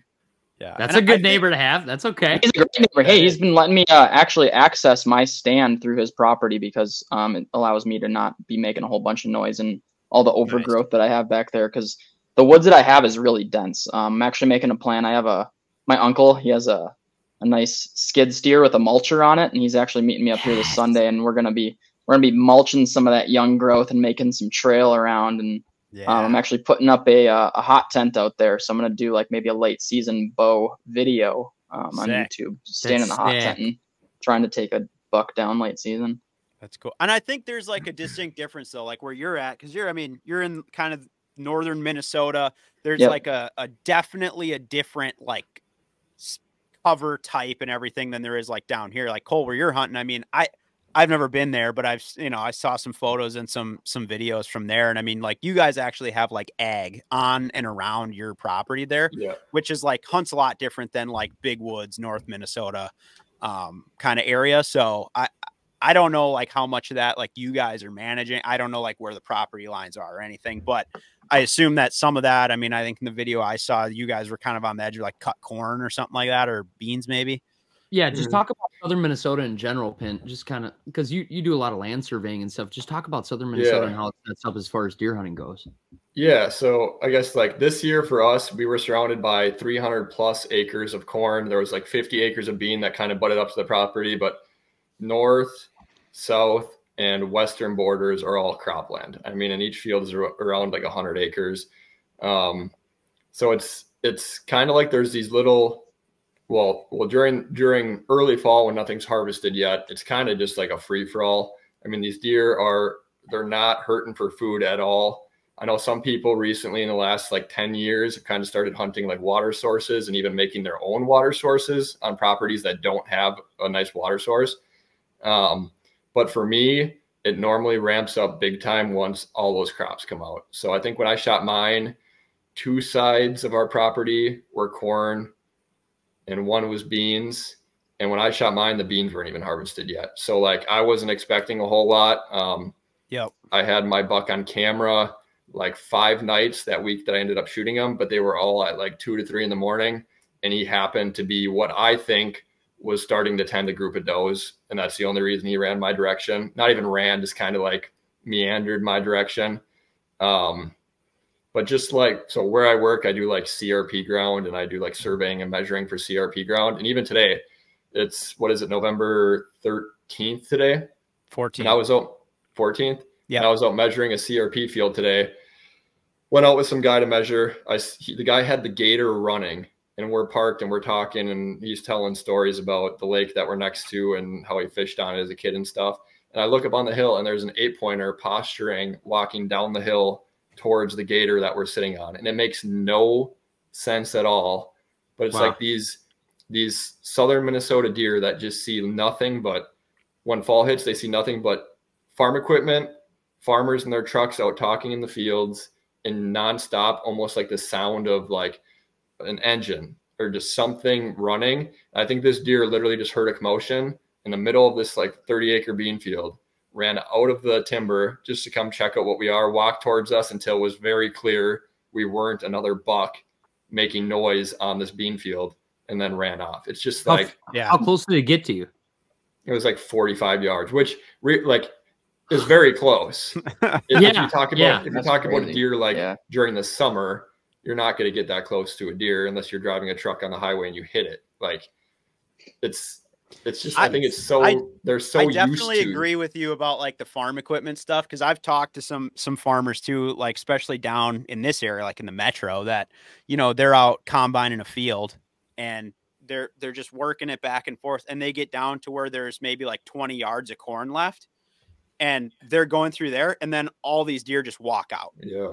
Like they're in the field combining, driving past this hole, and they're all just like slowly moving to the end. And then when they run out of corn, they're like, well, fuck it. And then they just walk out of the corn. Like it totally doesn't bother them that there's all that happening right there. And it's crazy. Like you'd think that they would totally be spooked by any of that, but they just hear it so often and they're just like not scared. Yeah. Okay. So then this leads into something awesome. No, go ahead, Cole. I was going to say another big thing that I've noticed difference from like down here to, so we hunt bow season and then we go up north for gun opener. So like 6 hours north of where we live. So I kind of can see like what I'm hunting and what kind of around like what probably Mav's hunting a little bit. And down here, like if you have a rub line or you have some scrapes that are getting hit, even if it's early fall, it's like a community scrape. That's probably a place that you're going to throw a camera up and you're going to get consistent pictures throughout all fall. Like you go up north, like I did this year, I found a rub line and I found like 8 scrapes within probably like 500 yards of each other. And I set up on them and I didn't see a single deer the entire time I sat up north. And I think it's just because it's such an expansive area and these deer they're not seeing people. They're not seeing vehicles. They're just walking for the sake of walking. And it's just all timber. And they might make a scrape in an area just when they maybe smelt a doe that's in heat or they're worked up. They might make this scrape and they might not ever come back to it the rest of that year. So it's like, it's such a different way. You can't I don't think you can pattern deer in like the way Northwoods. I don't know. I mean, maybe some people have different opinions and maybe situations where you can on your property, but like where we go, it's all state land and nothing but hardwoods. And I mean, you're not going to pattern a buck up there, especially when I go up there for like 4 or 5 days at a time. I feel like you could pattern a buck up north, probably in the hardwoods, if you're hunting over food.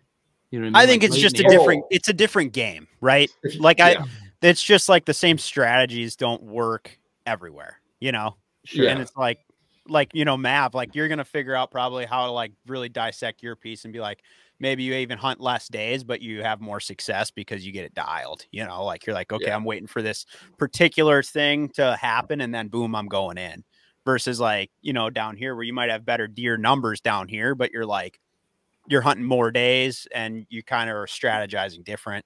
I think it all comes down to that. Like, and that's pride. I mean, I don't like to draw the distinction like, oh, you just hunt private or public or whatever, but it's like, there's definitely different factors there, you know, like where I hunt around here, I hunt pretty much 99% public land. And, every once in a while I get, you know, some opportunity to do some private stuff, but like down here, it's almost like I mean, it depending if you're running cameras or just scouting or whatever, like, especially just scouting, like Sam, that couple years ago, the junkyard buck deal, that went down. The junkyard buck. Yeah. That was like the most public spot, you know, and that was like, I didn't even hunt very many days that year. And that was just like, I scouted it a lot. And I mean, it's public is like, really, you're not supposed to run cameras anyway. Everyone does, but it's like, it's tough because there is a lot of pressure. Like even when you're not hunting, someone else is. So it's not like, oh, you can just stay out of it, you know? Yeah. And that was like, I just was scouted it until stuff started to change. Like I was scouting it. No, not good. I'd hit it after work just to walk in there and see. And all of a sudden, boom, all the scrapes all got active in there. And I was like, game on. Went in, had sat 2 sits, saw like 4 bucks, killed 1, actually shot 2 deer that night. But it was like, I think I hunted like 3 days that whole season, you know? And it's like, you could saturate the spot and do the whole thing, but at least on the public stuff that I hunt, which is not typically very big spots, it's like, it more comes down to timing than it is like a strategy where you're like, okay, I got this buck and I'm waiting for him to daylight and then I'm going to move in and do my thing. This was like, when can I get in there when the deer are actually hitting this spot before anybody else does too? Cause there's like a competition aspect to it now too. Right. So it's like, yeah, there's some luck involved there and the whole thing. And that was a sweet deal how it went down, but at least the public stuff that I tend to be on is more of this like chess game of like, where do I need to be when the pressure's on? And that's kind of like the strategy I found front in the metro is like, where do the deer go when people are pushing them around? And that's kind of how I hunt it. But yeah, Cole, and you bring up a good point too about like deer in the Northwoods. I mean, I don't come from like a super vast background of experience. I've been doing this, you know, owning my own land thing for 2 years, and I actually had that buck, like a nice wide 8-pointer last year, come in and make a scrape about 40 yards in front of me. And so this year I ended up I put a dripper out there at first and hung like a little licking branch and kind of made a mock scrape. And I've had bucks come through on camera and nothing's ever came back and hit that scrape in that exact spot. So I don't know if it was just random that buck was just charged up and smelled some does that were on my property and just made that scrape, but I haven't like really even noticed a whole lot of, you know, buck activity in that same area. So yeah, Mav, where do you kind of look for like information and stuff? Like, where are you trying to like learn stuff from right now? You know, Cole brought up the hunting public. I watch a lot of their videos to try to, you know, take in some information.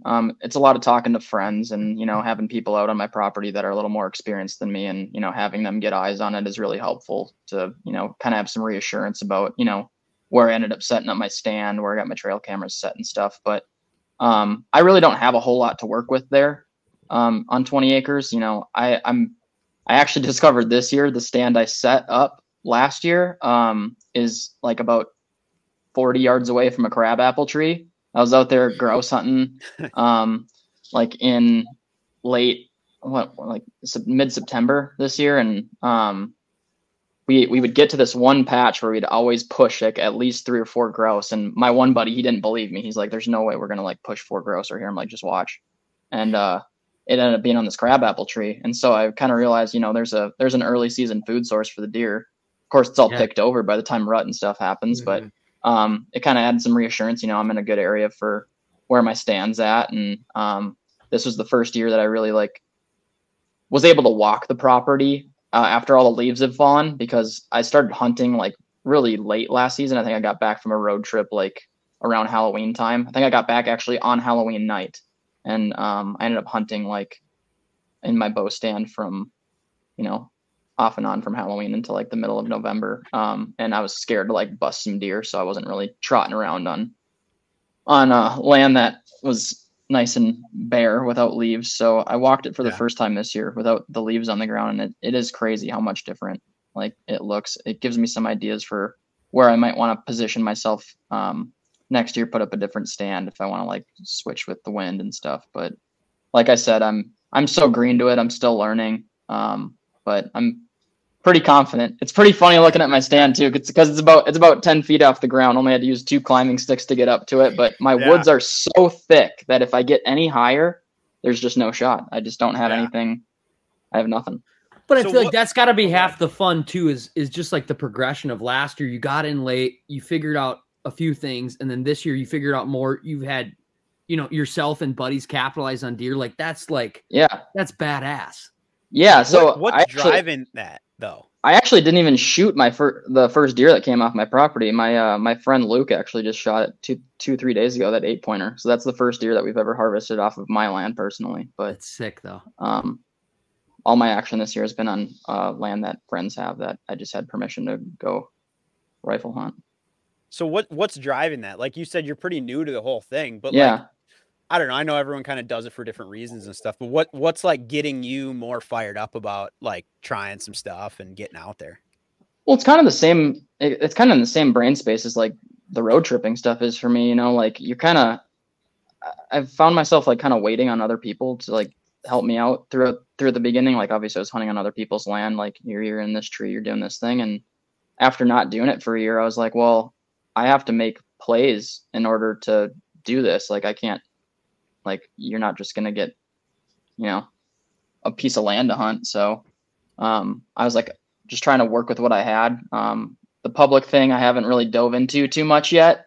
I actually did go scouting early season this year, and might kind of spread my wings a little bit and try to, you know, find some pieces that I want to hunt close to Duluth here. But just having your own land and like the knowing that you're not depending on other people, like, you know, if you're on public, people can bust deer, people could be at your spot when you want to get set up. Like it's nice to just kind of be figuring out the equation yourself. And it's like the same, like I said, the same thing that makes me love road trips and doing solo stuff like that. It's driving me to figure this whole hunting deal out. That's sweet. So I kind of want to, we'll kind of move forward a little bit here. I think we're going to circle back on some more hunting stories and stuff. Cause I, like I said, I still want to talk about this Colorado thing, but I don't want to like just push that off to the side. You know what I mean? Yeah. So, but one thing that I've kind of fallen in love with, and I think everyone at least here probably has some, at least like aspirations to do it. And I want to bring Will in here to talk a little bit about like some of the more like the Western hunting scene versus like the whitetail thing and all the strategy behind that. It's like totally a different world, I feel like, than in like kind of the spot and stock Western game and everything. And Will, like, since you moved to Montana, you've been like doing that quite a bit for, I mean, not just deer, but, you know, deer, elk, antelope, the whole thing. And I want to hear about like the biggest differences you think, Will, because you grew up in Minnesota, so you understand the kind of country that Mav's hunting, the kind of country that, you know, Pint's hunting. And then now you do the Western game. Like, just talk about some differences and stuff. Yeah, I think like the biggest thing for me, like the biggest adjustment, because I grew up in northern Minnesota and we hunted that sort of really dense, you know, big forest kind of country. And then you come out here and you're hunting just these like vast, huge areas of land. You know, I mean, you might be hunting, you know, if you're hunting a public piece, sometimes you're hunting something that is, you know, it might be 3,000 acres big, or if you're in like national forest, you know, I mean, it's tens of thousands of acres. So I think in a sense you can play both sides. Sometimes it's easier, but sometimes it's harder, you know, because the population density is not like Minnesota whitetails, you know, things are very spread out. And I think that goes for elk, mule deer, you know, antelope. I mean, you just got a lot of ground to work with, but it's a double-edged sword, because then you have to narrow down, okay, I'm going to go to this spot. Well, this spot's 5,000 acres. I can't hunt 5,000 acres in a week's time. Really, you need to like dwindle it down to, places you think they might be. And then you go there and they're there or they're not, and you got to go to the next spot. So, I mean, it's definitely different, I don't know. It's after being out here for, 3 or 4 years, sometimes like you sort of miss the, like sitting in a deer stand for whitetails. You know what I mean? Like it's so different. But yeah, I think for me, the biggest adjustment is just you're dealing with these huge quantities of land, and population density is not like, whitetails on an 80 acre, 160 acre. Back home where I grew up, if you had 500 acres, you had a ton of land, so it's different in that regard for sure. Yeah. I think the learning curve is kind of steep for people that come from like a whitetail hunting background, especially in the Midwest. Primarily because it's just like, it's a very active hunt, right? Or I guess kind of like the style that I've developed. And I know, Will, you hunt a lot the same way, where it's a lot of glassing and like looking over country versus just hiking through it. Right. Yeah. Cause I can remember, like growing up, dude, like in Minnesota, like looking at spotting scopes and being like, why would anybody ever need that? You know what I mean? I still do that right now, dude. Like I'll be in Cabela's and I'll be like, dude, that's so intense. Like, why would you spend $2,500 on a spotting scope? Like it didn't ever make any sense to me. And then here, of course it makes sense, because like what Ryan said, I mean, if you can get in a spot and you can, do the walking with your glass, it can save you a lot of time and then turning up deer or elk or whatever it is. I mean, having good optics goes a long way. It's not that you need a, $3,000 Swaro spotter, but having some sort of, longer range optics, I think is really beneficial for Western hunting.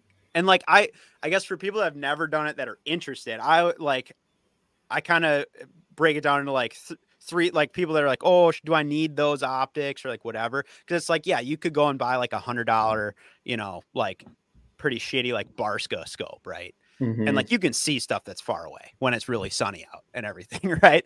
Yeah. But like the main benefit is like once you sit like on a ridge line and you're glassing far and you look over all the area that has no animals and then you find animals, think about how, I'm like, well, how long would it have taken you to hike all that to determine there was nothing in there? Mm-hmm. When it's like, I can sit here, I can eliminate all this ground with my eyes without ever actually walking anywhere. And then I can actually like find where they are versus, like in the Midwest where it's flat, you don't have a lot of advantage where you're like, okay, well, what if you could hunt where you deer hunt, but you took all the trees away? How many deer would you see? Probably a lot, because it's like, you can just see so much more land. But then when you're talking about like optic quality, then it's like, well, yeah, do you need a $2,500 spotter? Well, no, but what I've found especially is like the nicer the optics you have, the more minutes you buy on the first 5 minutes of the day and the last 5 minutes of the day. Because when everyone else is packing up their scope because they can't see anymore, and you've spotted a buck or a bull coming out somewhere that you're like, that's where I'm going in the morning. Because it's like, I mean, out of all the stuff you've killed out there, how many of them were like you spotted before you went in on it? Versus just like walking up on something randomly. It's only happened to me once.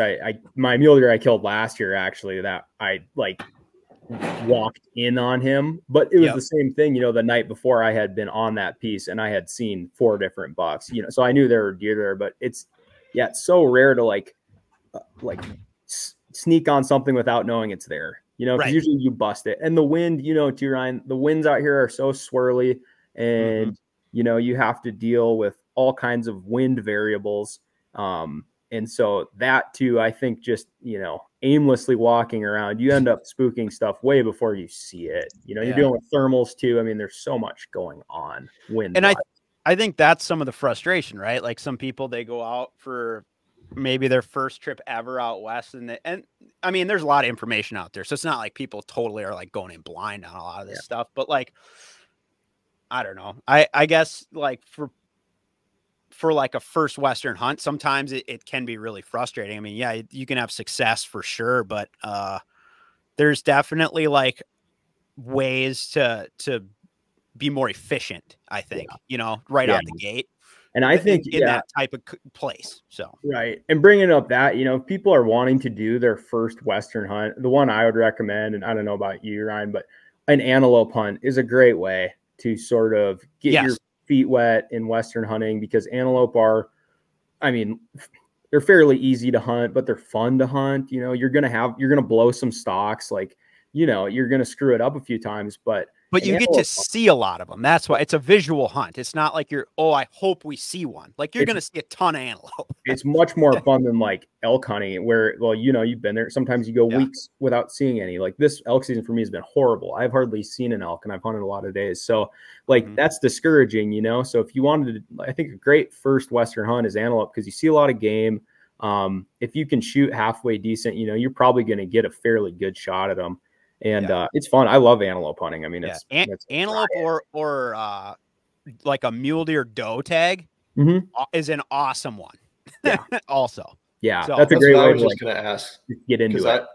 I haven't hunted out of state much at all besides waterfowl. And I want to start doing it like these next few years here, just because, like I said, I feel like the last month I just wanted to have another tag in my hand.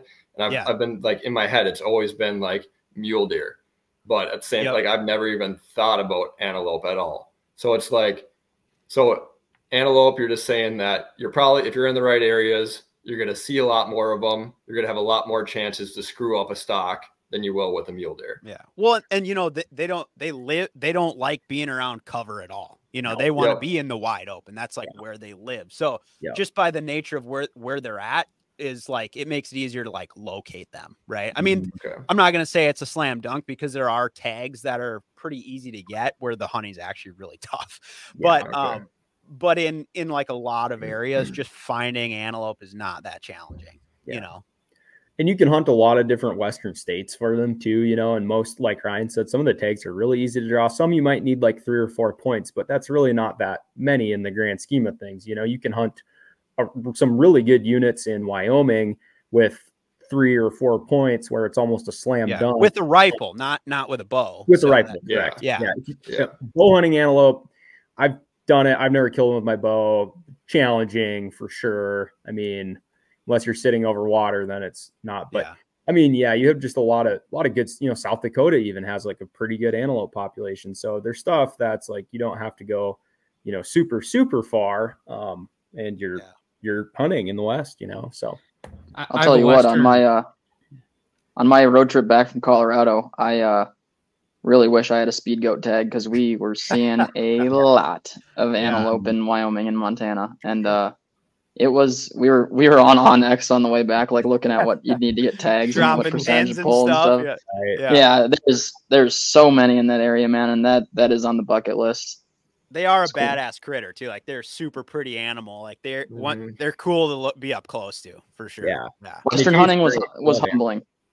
Yeah. Yeah. But no, and like, I don't know, especially like an elk hunt. Like, elk hunting is really badass, and I think everyone should do it. But it's like, man, if that was your first Western hunt and you were successful, it's an ass kicker. Yeah. Like, if you've never broken down an animal in the field, now you're like packing meat and all this stuff. It is like, there's a lot that goes into like killing one and getting it back to your truck. I think that too, that's a good point too, Ryan, because like, where we grew up in Minnesota, you got your deer out whole, you really didn't have to quarter deer. You weren't packing meat, you weren't doing any of that stuff. So, that's like you said, if you kill an elk, that's your first Western animal, it'll be a suffer fest for sure. You're going to learn a lot really fast. Yeah. And you'll know, like, you should have invested in a better pack, But that's part of it, right? Your first couple trips, you find out all this stuff like, well, didn't need that. Should have bought that better. Didn't, 100%. Whatever. It's very much trial and error. And still too, like, I haven't been hunting out here that long, but like every year I find something I don't need, or you pick up something that, oh man, this is really helpful, makes it suck a little less. That's the biggest thing, Yeah.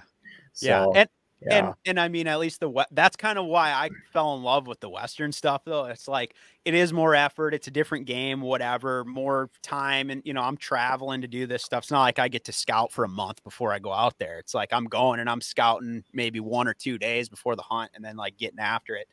But it's like the adventure aspect of Western hunting is what keeps me doing it. You know what I mean? Like, I love hunting around here and hunting whitetails, and fun game and everything. But to me, like, that is where I want to spend my time, is out there doing these like adventure style hunts where I'm all in and I'm camping on the mountain and like, I don't know, man.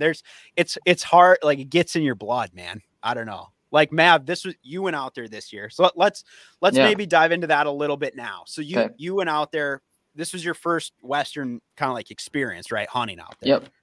Yep. So what, yeah, so how did that kind of like come about, or like that you got on that trip?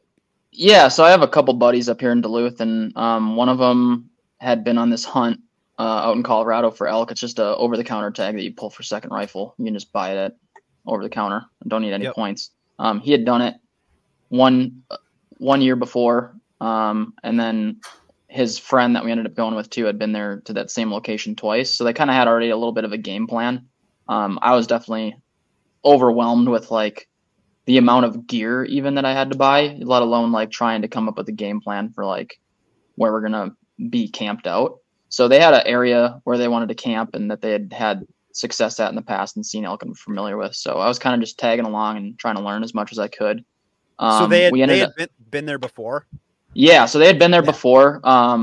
So when my friend Isaac went, they weren't successful in their 5-day hunt, but then the other friend Kyle went again. I think he might have gone for third rifle, and then they ended up getting one. So they had success in that area before, seen elk, and were familiar with like the layout of the land and knew it held, could hold some bulls at this time of year in years past. So I was definitely kind of riding some coattails just to learn. Yeah, for sure. But I feel like that's the best way to do it. Like, you are with people that have I think you almost have to. That's how I would really want to do it. I would want to be with people that had at least been there one time. Yeah, you really do. And it adds some confidence just knowing, somebody at least has somewhat of a game plan.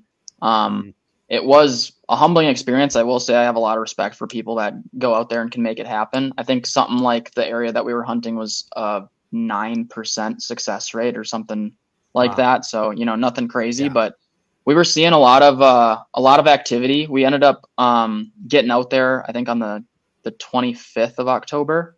So we were out like 3-4 days before second rifle actually opened.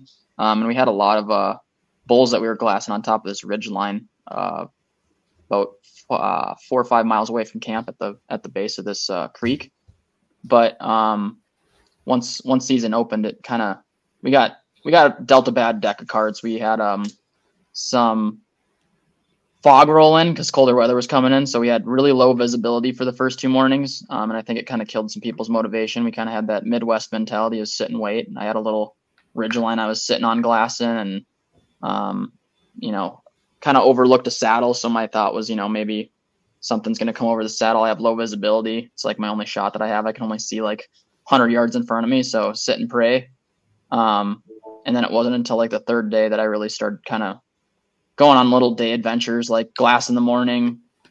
We weren't seeing much in the morning. So like I was getting a little antsy, and I was probably doing the too much hiking thing that you guys were talking about earlier. But I will say, on my hikes that I went on, I actually learned a lot more because I was able to find like, fresh track and kind of understood, okay, they're coming in on this side of the bowl. We saw them in the morning. We glassed them, they're moving towards this other ridge line. And it was fun, but it's hard not to like hike around out there though and be like kind of explore, because it's like such new terrain and everything too. You get to see some cool shit. Yeah, learn about the landscape and how the animals are using it. Like that's sweet. Like, even though you didn't crush, like you learned probably a lot. Will say I wish I had a mule deer tag, because when I was up on top of that ridge line, we had about a herd of like 8 of them roll through over at last light, and one really nice buck in it. And then when I went on that couple day hikes by myself, I actually had a doe about 10 yards away from me. I'm hiking through the woods, going through some old elk beds, and they looked like they were maybe a day old or something. And I was like, oh shoot, I'm in some bedding area, like trying to like be light on my feet. And I look over and I see like a nose like coming out of a tree line. And I'm like, oh God, like I'm grabbing my pack, like trying to unbuckle it all quiet. It's like, 20 yards away. And so I'm slinging it around, and I'm like unbuckling my rifle from the side. And I like look up, and there's this mule deer and a fawn like 15 yards away. So I kind of sat there and recorded it for a little bit, and it was cool. They had no idea I was there. And after sitting there for like 10 minutes, I'm like, well, it's going to get dark here pretty soon. I want to see if maybe there's an elk over on this little meadow or whatever. And busted them out, and they got a video of them like hopping off. That's sweet. Had no idea what was going on, but knew I was bad news. Did you guys get that snow like on, opening day / Yeah. So honestly, that part was awesome. So we ended up taking, we got our stuff packed in by horse. So we were 5 miles from the trailhead. So you did, was it like a drop camp through an outfitter or? So the outfitter does drop camps, but we did a DIY thing. So we didn't end up staying in a hot tent. We all brought like 3-4 season tents, and so they just camped out. They just basically took you in on the horses to where you wanted to go. Yeah. So we just paid them for the wrangler fee. And then like, I think we had to pay, we paid for each horse that we had to bring out for weight. But we were able to put our packs on the back, and I got to ride the horse the 5 miles. My buddies didn't want to pay for the riding fee, and I was like, I'll gladly pay. It sounds like I'm gonna enjoy this thing, and you guys are gonna have to hike like 5 miles up from 6,000 foot to 10,000 with your day packs. But they were happy to not have their 60-pound camping packs on their back. But so we got in, like set camp up, and we weren't by any water sources. So the creek was probably about a half-mile hike down the bowl. It was really like straight vertical, like right from camp, because that saddle like just came up like this. Yeah. And so if we were going to hike down that every day to get water, I mean, you know how it is. You have like small packing water bottles, like a Nalgene. That was like my source of water for the day. It was just like a Nalgene bottle for 24 ounces of water. If I was going down to the creek every time I needed to do that, that would have sucked. So we got that blanket of snow. It was a blessing, man, because it was first day we got out there. We got at least like 2 inches right away. So we were just boiling snow, drinking that, making our meals with that. And then that cold day came around, and man, we got like 1.5 feet maybe. Yeah. Wow. Creates a lot of condensation in the tent, but it was a blessing for, seeing track and also the water stuff.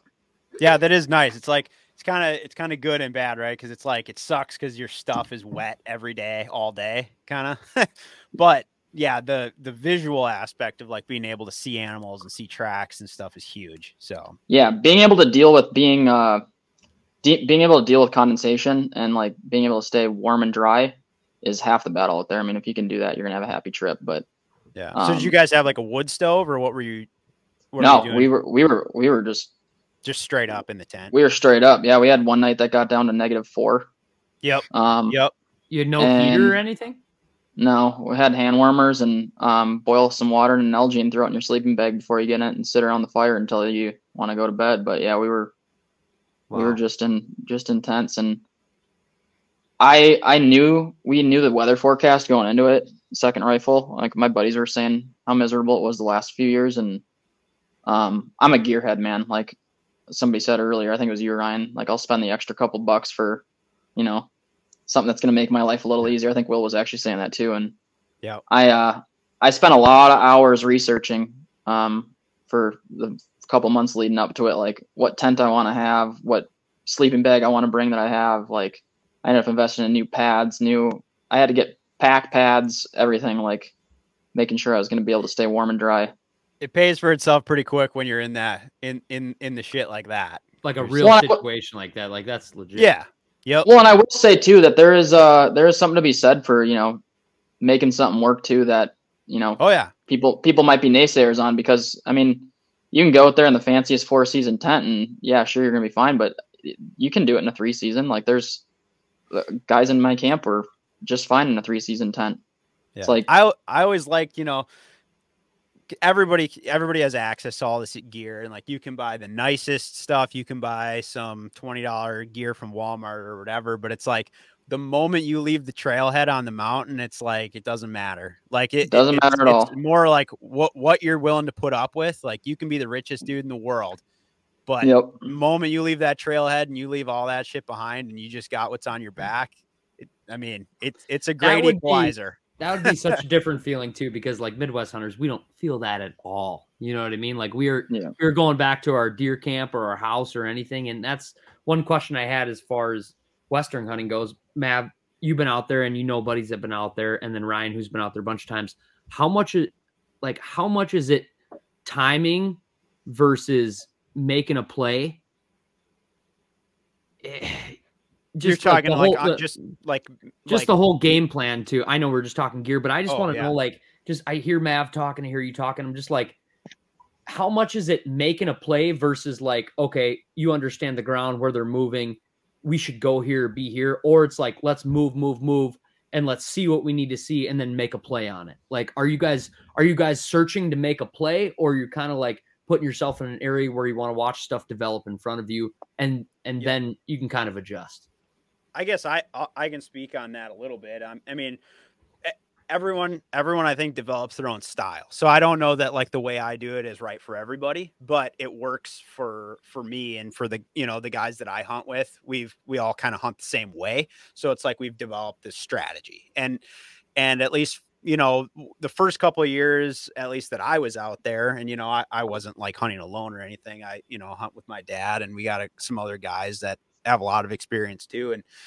And the learning curve was just finding animals, period. Not like, how do we get close? It was just like, where do they live? Like, because every unit, like for instance, in Colorado, they all have elk in them, but it's like, well, what separates me from the success rate on elk, even with a rifle, is not super high. So it's like, well, how do I be in that percent every time versus just like the guy that gets one every 5 years or whatever? Like, I want to be the guy that's getting one every year. Like, how do I get to that? Or at least put myself in a position to have a shot. Yeah. And at least, for us, it was like figuring out the places where now I feel like I could pull out a Google Earth and be like, okay, I want to be in this basin or that basin or this area. Like, I feel like I could pretty well be like, I can get around them. But then, learning more of just like, well, how do you even get to a spot where you feel like you have a play, or like what makes you think you have a play versus just like looking through a spotting scope and go, oh, there's a bull,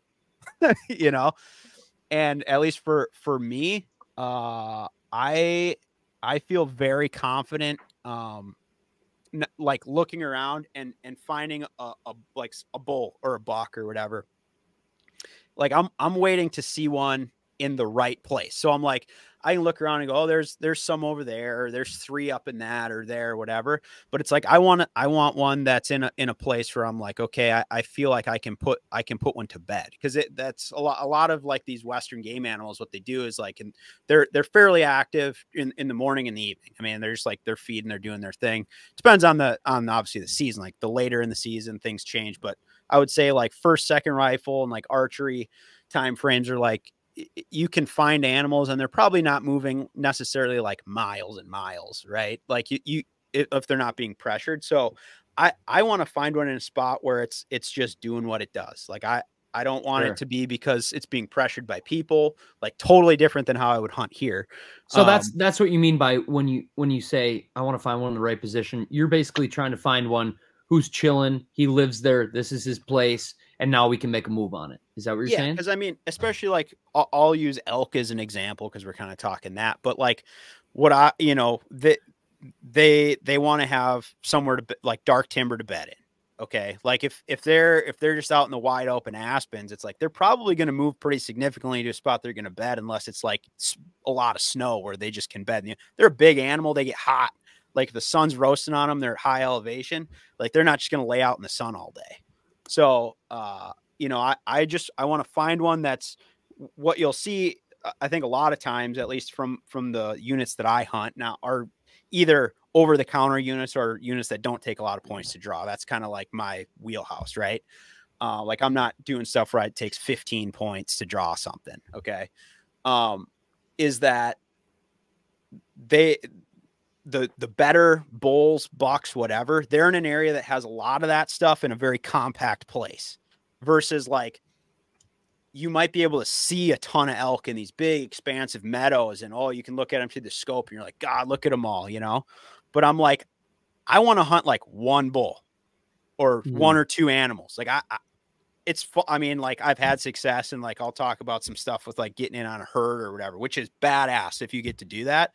But that's not a high percentage play. I mean, there's a lot of eyes there. A lot can go wrong, right? Yeah. Whereas like if I'm hunting one animal it sounds crazy to be like, I got this whole mountain and I'm going after one bull. But if I know exactly where he's coming out or he's going to be, it's a pretty high percentage play actually. So I kind of err more on that. Like sometimes some things go your way and it's pretty cool, but other times it's like, I need to find that place. Whereas we call them like bull nests, right? Like where are they going? And where like, they don't move far from there. Okay. So, a lot of times they'll come out in the evening. So you'll glass them in the evening right before dark and they'll be working across an area. Maybe there's feeding in some aspens or a little meadow or whatever. And you'll see the timber patch they probably came out of, or maybe you pick them up and you're like, maybe he was kind of down in there. And I don't want to call it patterning, but I want to see him there more than once. Like just seeing him and saying, yep, I'm going. That isn't always an awesome play because you don't know where he came from, if he just showed up there or whatever. But if I glassed him in an evening and then I'm going to say, okay, if he's there in the morning, we got something going. So I'm going to pull up, I'm going to glass that same spot. And, you get there in the morning and sure enough, I picked him up like 300 yards from where he was last night. And then I'll just sit on him in the scope and watch him walk into the timber because I want to know exactly like where he's coming in and going out, where he's bedding, right? So that's the strategy I've kind of come up with is like I want to see him somewhere at least twice, if possible. And then as soon as I feel because the thing is like you don't know for sure, right? Anything can happen, but the moment I have that confidence is when I need to go, because in my head I'm like he's there, like I'm gonna go get like he's gonna come out there tonight and I'm gonna shoot him. You know what I mean? So it's like, it's a confidence game because you need to psych yourself up sometimes to go where this is. Like, it's not just like I'm walking down the edge of the cornfield here. I'm talking somewhere that's going to take me half a day to get to for maybe a chance in the last 5 minutes of light. But it's probably easier making a half a day walk when you have that confidence. I feel like anything in the outdoors, like if you have confidence, like what you're doing and okay, let's go do it. Right. And that's the thing. It's like, I just want to watch until like once I hit that level where I'm like, yup, maybe it's justified, maybe it's not. But once I feel it, it's like we're going, because you need to strike while it's hot, because a bull might do something for 2-3 days and then they bail, they leave. So I've seen that, in a different unit, high pressure unit that we've hunted for a long time in Colorado, where before the season started. So the way Colorado breaks up their season, there's a break between first and second rifle season. There's like a week between pretty much. And during that break, the elk kind of usually chill out and, a lot of the camps are gone and they kind of just go back to doing what they do. Well, you could sit back and you could glass all these elk, good herds, nice bulls coming out in these meadows that are fairly accessible, and then, 1-2 days before the season, horse camps go in, they put up some base camps, like maybe in these meadows or in like they camp where the elk were, which is unfortunate sometimes because they push them out. But, just having that activity back there, all of a sudden these elk just freaking vanish. Like they were coming out like clockwork, morning, evening in these meadows, and they're gone. And then a lot of especially during second rifle, since it's a long season, it's a 9-day season. Like I'll say Thursday is when a lot of people leave. Like especially like local hunters, they kind of hunt like they don't have an animal by Thursday. They're usually like where they're good, or potentially some weather moves in and they bail. Well, all these people leave like on Thursday, and Friday, Saturday, Sunday, like the last 3 days of the season, all of a sudden all these elk start showing back up exactly where they were prior to the season starting. So it's like they kind of cycle out of that area. They have these areas that they go, they're like their safety zones or whatever, right? Which is great if you know where those are, but they're tough to hunt because they're usually in some thick ass shit way back where you do not want to be, because that's where they feel safe. They feel safe there, and it's really hard to get them there because they know they're safe there. Like you could get on a track in the snow and it would blow your freaking mind to see some of the shit those animals are willing to go through. Like stuff that you can't even crawl over, like head height blowdowns and stuff right through it, like nothing. Like the most humbling thing in the world is to hike a ridgeline and then sit down and watch an elk cross what you just did in a spotting scope. It takes you half a day to do it, and they literally do it in 2 minutes. You're just, that's stupid. It's wrong. It's absolutely disgusting to watch where they're willing to go and how fast they can do it. Like they're built for that. So chasing them into that stuff is near impossible, I would say. So I think that's like what I would tell people that want to get into it more is spend a little more time on the scouting aspect, because you could hike for 5 days and maybe never see an elk, or you could scout for 4 days and find one good play, and it takes one hunt to kill that animal versus a week. You know what I'm saying? What did your buddies have to say? Yeah, go ahead, Cole. So I was just say, someone like me who's been like thinking about it for a couple of years, I'm kind of like waiting on the tour. How many guys do you go with, Ryan, when you go? Or like Mav, how many guys did you have? When I went, we had 3 other people, so I was there with 4 dudes total. Yeah, Right. and I'd say it including myself. Yeah, it varies a lot. Like on this hunt, it was just me and my dad basically. We had a buddy that just came out for like the first 2 days to hang out and glass with us or whatever. But yeah, I mean, I don't really like hunting with big groups. Not that I don't like hanging out with people or whatever, but it's just a lot to manage and like figure out where everyone's going. And especially when I go out there, like I have enough mentally invested in it. It's not like this huge, like, oh, I got all this money wrapped up in the tag, like I have to get one or whatever. Like, that's not how I feel about it. But like mentally, I push myself, hard. Like I want to maybe do stuff a little outside of what I think I actually am capable of doing. Maybe just like, I don't know. That's how I look at it. I'm like, how far am I willing to go, kind of thing. Well, and you're in the mountains too. That feeling gets a little exasperated, because you're like, I'm out here in the cold, and like you're, no cell phone signal, right? Out camping on your own. It's like I have nothing else to do rather than wake up at 5 a.m. and just start hiking to my glass knob. Like I better get up and do it, because I'm sleeping here. Yeah. And now that I've been out there and had some success for various animals or whatever, I'm like, I know what it takes to get it done.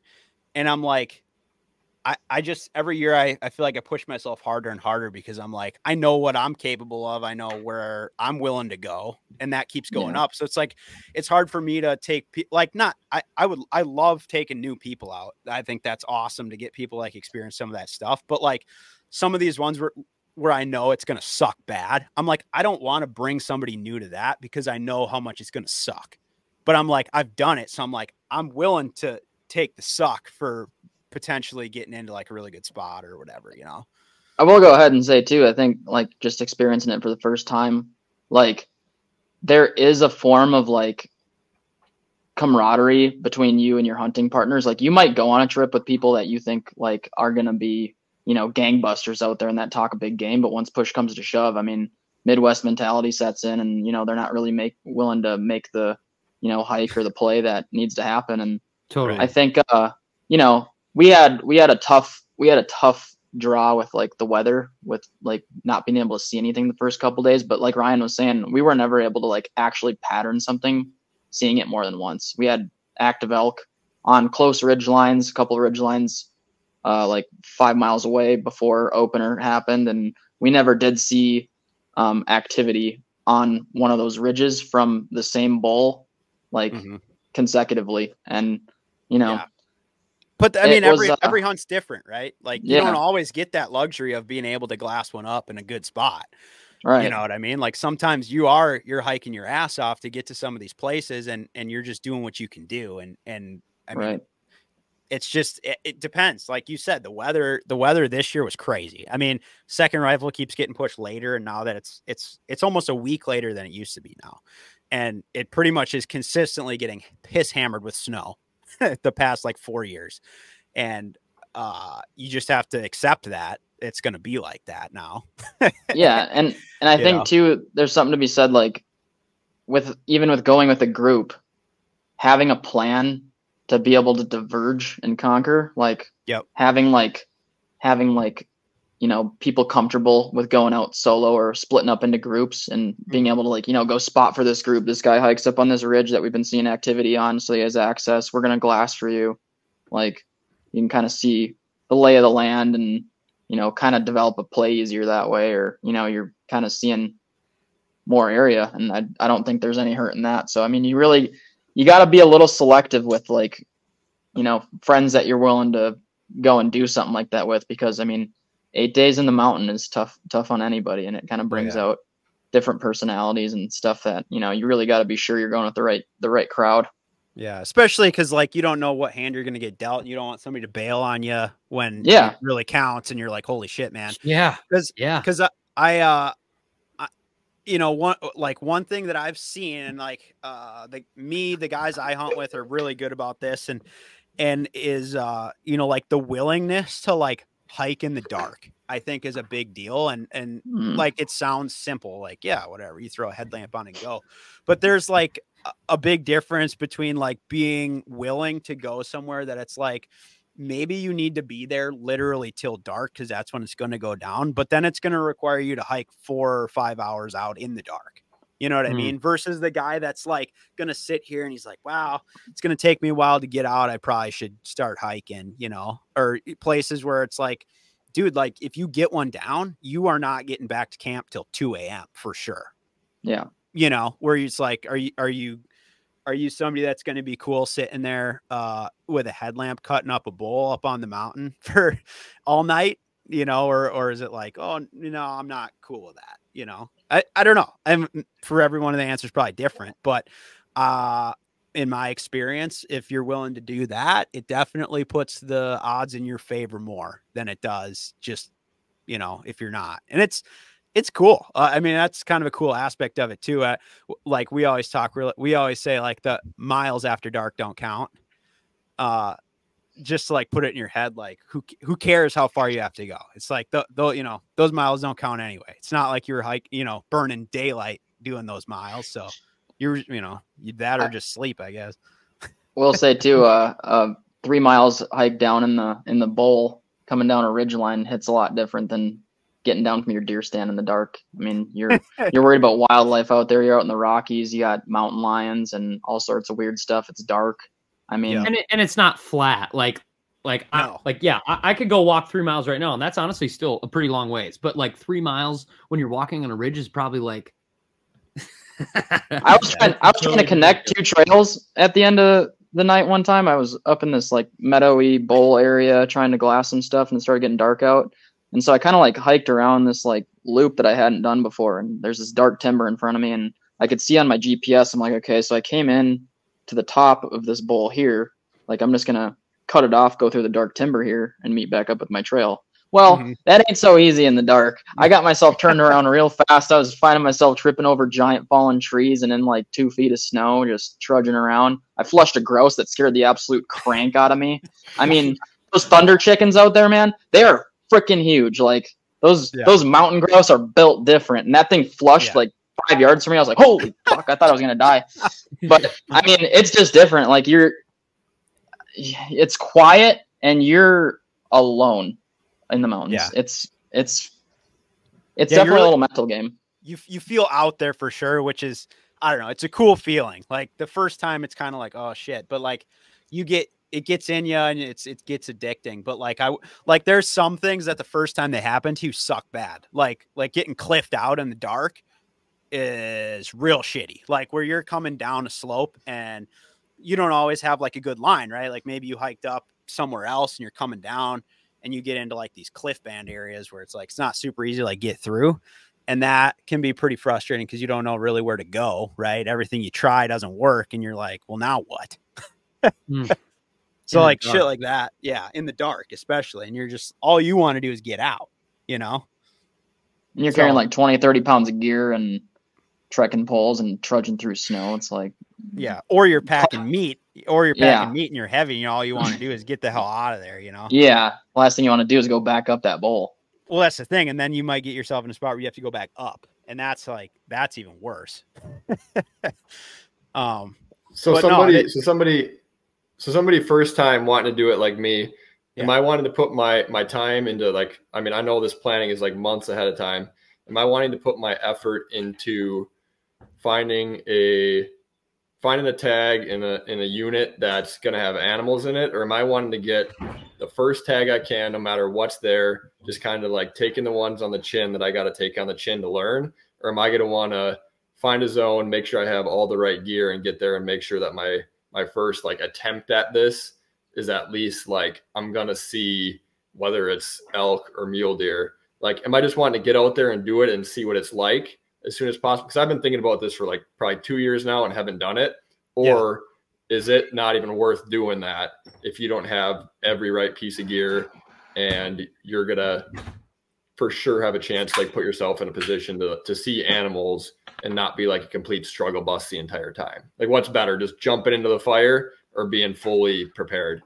Well, I guess from my opinion, I would say any experience is good experience, right? Whether you get your teeth kicked in or not, you know, but I think there's a lot to be said for like doing some research, or linking up with somebody else that like has been out there and knows a little bit about it, or you know what I mean? Because it depends what your goals are. Like there's guys that just want to go shoot a giant bull or a giant buck. And that's really all they care about. If that, you know, that's it, then it's like, then you got to go where the opportunity is the greatest and you think you can actually do that. If you just want to get out there and hunt and, you know, maybe it's not a trophy thing. You're just going out there and you want to, you know, get some meat and do some fun hunting and stuff. I think that's a tremendously different thing. And it's much easier to accomplish. You know what I mean? So I mean, I would say you want to do as many over the counter hunts as you can, is my opinion, because if your long-term goals are like, man, I want to start hunting out west more often. Just like period, not just like once in my life. I want to do it. Like I want to get into that. What I would do is find either places you want to apply for points, right? Because that's a big thing. Like, I don't know if a lot of people realize that for a lot of units in many states out west, you need preference points through like the application system to draw those areas. And like in Colorado, you can apply for points and hunt every year. You can hunt over the counter and build points at the same time. So you could do both. And I'm of the opinion that the worst thing you could do is build points and not hunt while you're building points, and make the first hunt you do a limited entry unit hunt, because you have zero experience and you're going to a really cool place that provides some opportunity. That's like, if you already know how to hunt bucks or bulls, by the time you draw that, the odds are hugely in your favor to be successful versus just like make that your first go. So like over the counter hunts, definitely aren't easy, but neither are limited entry hunts. Like I don't think people are like limited entry, you just walk out there and shoot whatever you want. It's not like that. Like there's just less people. It's still just as hard.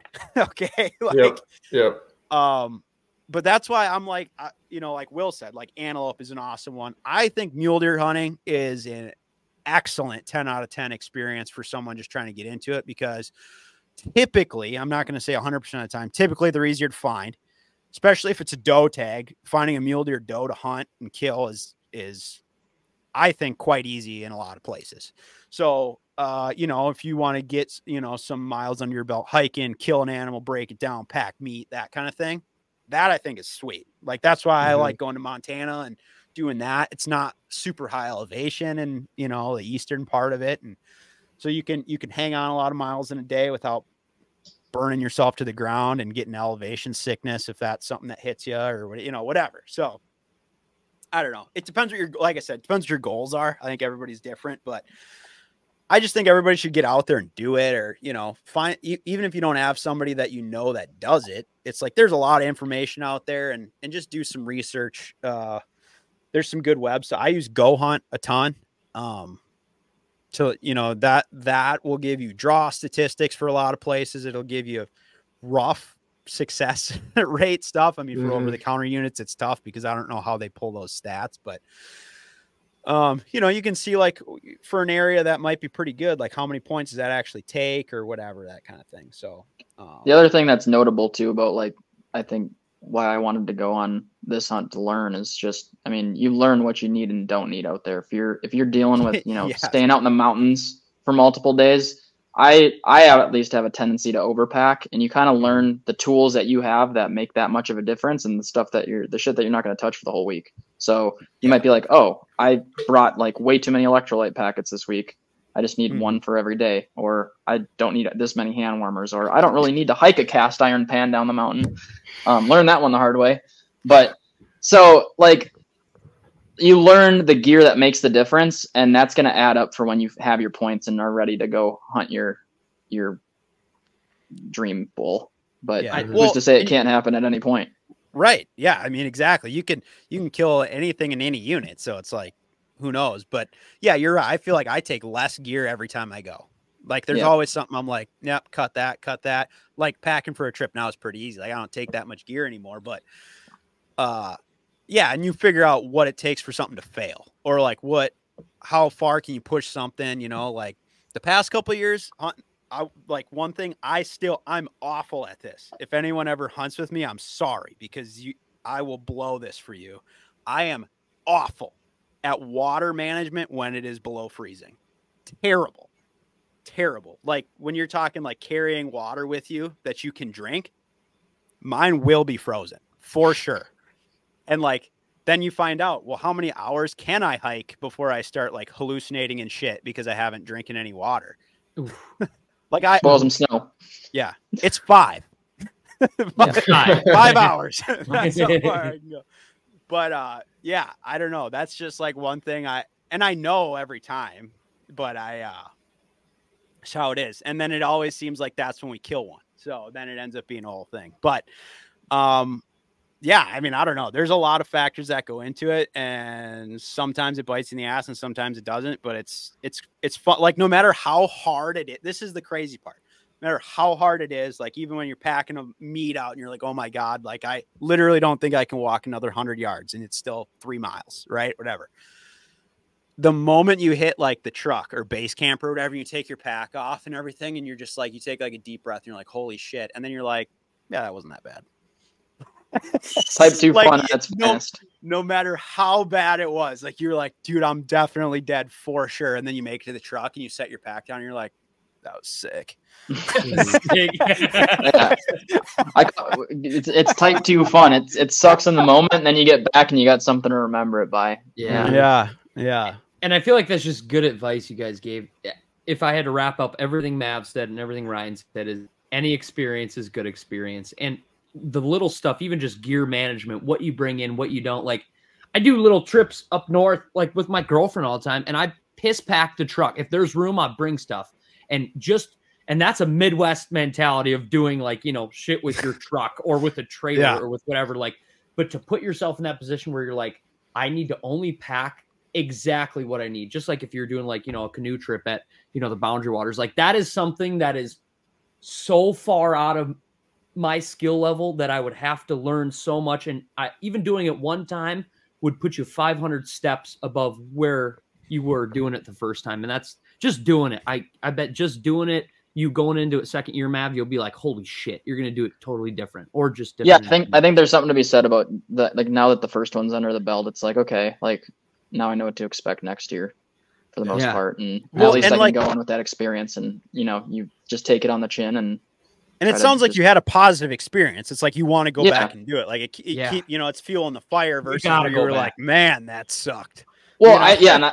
Like definitely had a tendency to overthink at the beginning. I mean, I was definitely going a little buying gear crazy, but I used all of the new gear that I ended up buying out there. It's just like you learn, like, you know, what makes the big difference. And I think, you know, having that anxiety of not going on the trip and having all of this new gear that you think is going to make a giant difference, then getting out there and realizing, okay, it's still the mountains in the cold, and, you know, you're still struggling.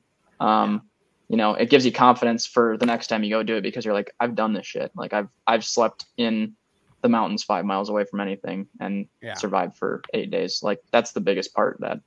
And that's a great point. Like the being like, dude, I survived or whatever. It's like the crazy part is, especially out there, most places in the mountains in the backcountry, or if you are like actually camping versus like hotel hunting, which I know a lot of guys do too, is like you typically don't have service or anything, right? So it's like you're totally disconnected, and it goes from like, man, I was worried about like work and all this stuff, to like my thoughts are like solely on like, okay, we need to glass in the morning, and we need to drink enough water to not die, and probably have some food tonight.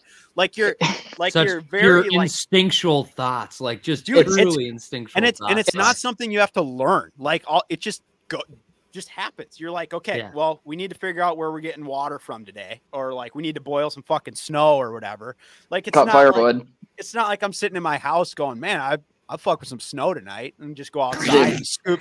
You know what I mean? It's straight. Like, I think dopamine detox is getting like a lot of buzz lately. Like people taking breaks from their phones and finding vacations that they don't have, like, you know, emails buzzing and computer access. And it's dopamine detox, and your dopamine then is, you know, going hunting. And like, I definitely experienced that out there. It's like, you know, we had a little bit of service on the mountain. Some people were choosing to scroll on TikTok and whatnot, but I was like, I'm leaving that thing in the tent. And, you know, that's this sweet. Mountain time's sacred, man. You got to take those times when you can, because I don't know how you guys operate, but I probably get like maybe a couple weeks a year where I can just like be off of my phone, like 2 weeks maybe, where it's just like I don't need to contact anyone. Those are super, and those are nice. Friends. Yeah, no, it's healing in a way. It is healing, yeah. Okay, we got to transition. That's good talk, but we got to transition to something we call the weigh-in, and we got to do it really quick, and then we got to let our guests go because I know we're taking a lot of their time. But the weigh-in is sweet. Ryan, explain to them the weigh-in. Okay, so the way the weigh-in works is we all get to select 4 things of like a particular topic. So the way this works is we'll like select an order to go. So we'll all basically go in like a snake draft style order. So just like 1, 2, 3, 4, and then 4 gets to pick again, and we'll work backwards then. And it's just trying to select 4 things. This is like building your roster. So make a list of 4 things that you think the most people will vote for. So we'll post this on social media. We'll have some fans vote on it. We'll see who wins. So the way this works is we pick a topic. This week's topic is the worst Thanksgiving foods. So you need to select 4 things, and we'll go through. Tough. So, and if somebody picks something, you can't pick it again. So, and in this one, we'll have to be fairly specific because there's not like thousands of things to pick from here. So, I don't know how we want to select order. How about this? Do you want to give them 10 seconds? Give them 10 or 15 seconds to think about this. And that's just because I solely want 10 or 15 seconds to think about it. No, that's fine. You want to give our guests 10 or 15 seconds? Yeah. And so I'll because best Thanksgiving food is so easy, but worst Thanksgiving food, that's worst. It's tough. That's tough. Right. And like obviously people have to agree with you. So okay, so I'll make 4 scraps of paper here, numbers 1 through 4, mix them up, and then I'll hold them up, and then we'll each just pick one, and that'll be our order. 4, okay. So, Sam, all of you pick first. I got right hand or left hand? Hand farthest to the deer head. No, farthest to the deer head. You want this one? Yeah. All right, that is number 2. Okay, is that good? Well, you get to go second. That's good. All right. That's good. Mav, you want this one or this one? Let's go the next to the lamp. Oh, well, this one, the one by the lamp. Yeah. Right here. All right. That is 4. So you'll get pick 4 and then pick 5 back to back. That's terrible. Well, it's actually good. Last, baby. You Best for last. Picks. Worst for last. Pint, you're up. You got the lamp or the deer? I'll go deer head. All right, deer head. That is that's 3. Solid spot. There we go. All right, so I got 1. So all right, perfect. That's the order. So all right, I'll lead this off. So I'm taking my 1 of 1 pick is kale salad. Ooh. The classic Thanksgiving kale salad. That's tough.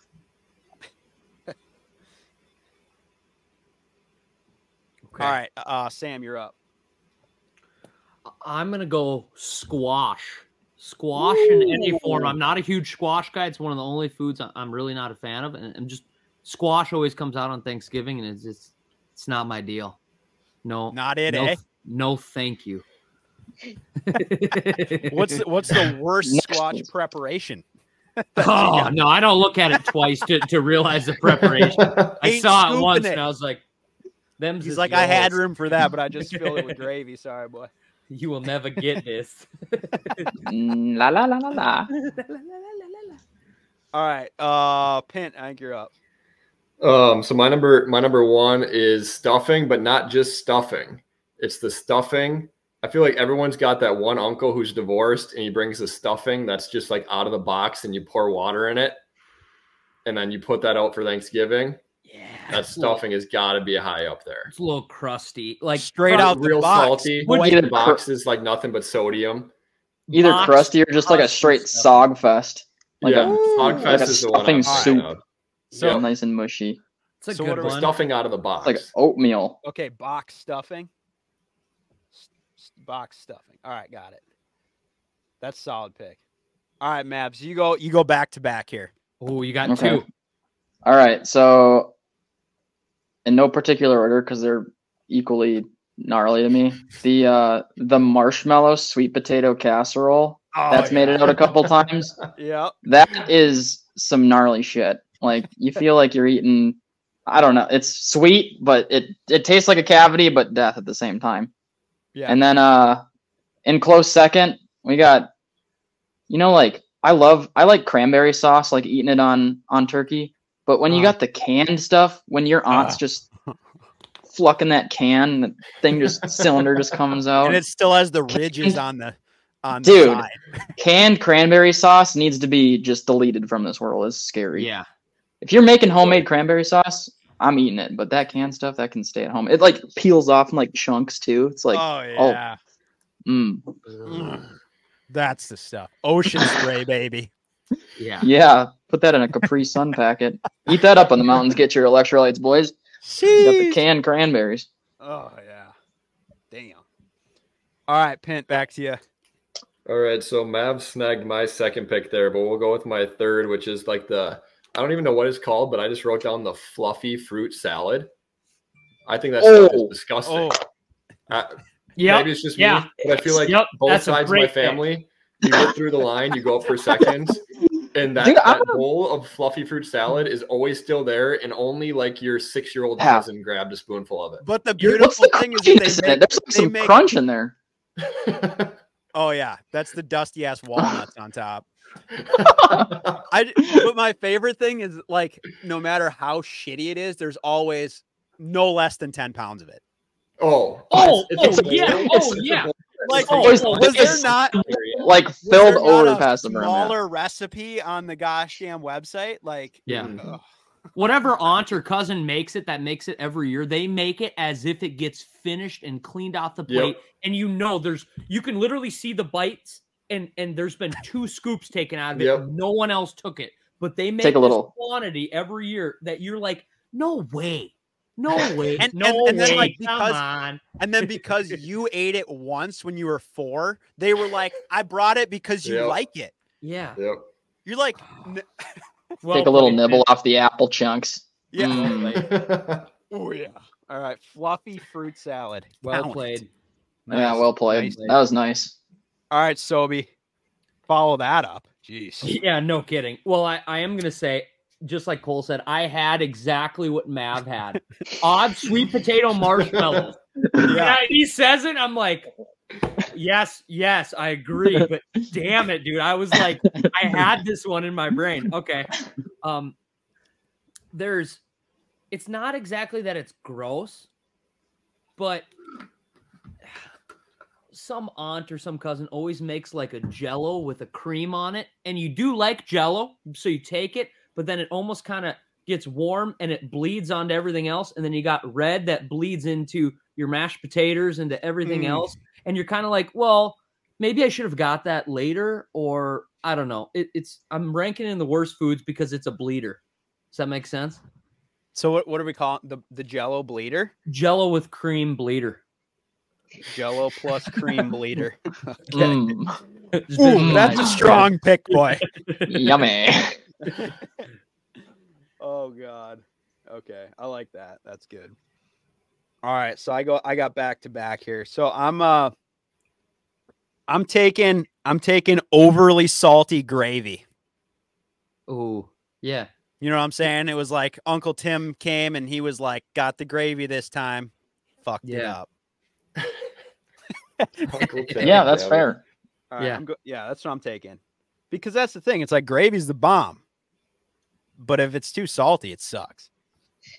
It's like swimming in the ocean, baby. All right, overly salty gravy. Yeah. Got that ocean gravy. All right. All right. And then I'm going to back that up. I'm saying this just because I think the word is offensive to some people, and I think I'm going to strike one with the audience here. I'm just going giblets. Giblets, boy. How you mean? Yeah, how you mean now? What is a giblet? Giblets is that's like everything in that bag inside the turkey. Oh. You know, sometimes it turns into Rough. gravy, sometimes it's not. I don't know. I'm taking giblets. All right. That's not up my alley either. Gotta say. All right, Sam, back to you. I'm hurting. This is such kind of like a cop out, Oh, but I'm doing it. Okay. Mhm. Worst kind of Thanksgiving food is minimal leftovers. Say you find something you love and there's very little of it left, and you take home just a small portion of that leftover, and you're like, damn it, I wanted all of you. Yeah. But you were devoured. Damn. That's good. That's a solid pick. Minimal left. Minimal leftovers. Respectful play. What is the ideal leftover in your mind? Or is it just everything? I'm a simple man. Maybe just some dark meat turkey with a beautiful gravy with some mashed potatoes or a twice baked potato from grandma. And So you're taking the Thanksgiving Trinity. Yeah, the Trinity, the Holy Trinity, and there's not much of it left, and there's maybe just like a heavy amount of like some not as great. Yeah, I do love a green bean casserole or something too, but there's a lot.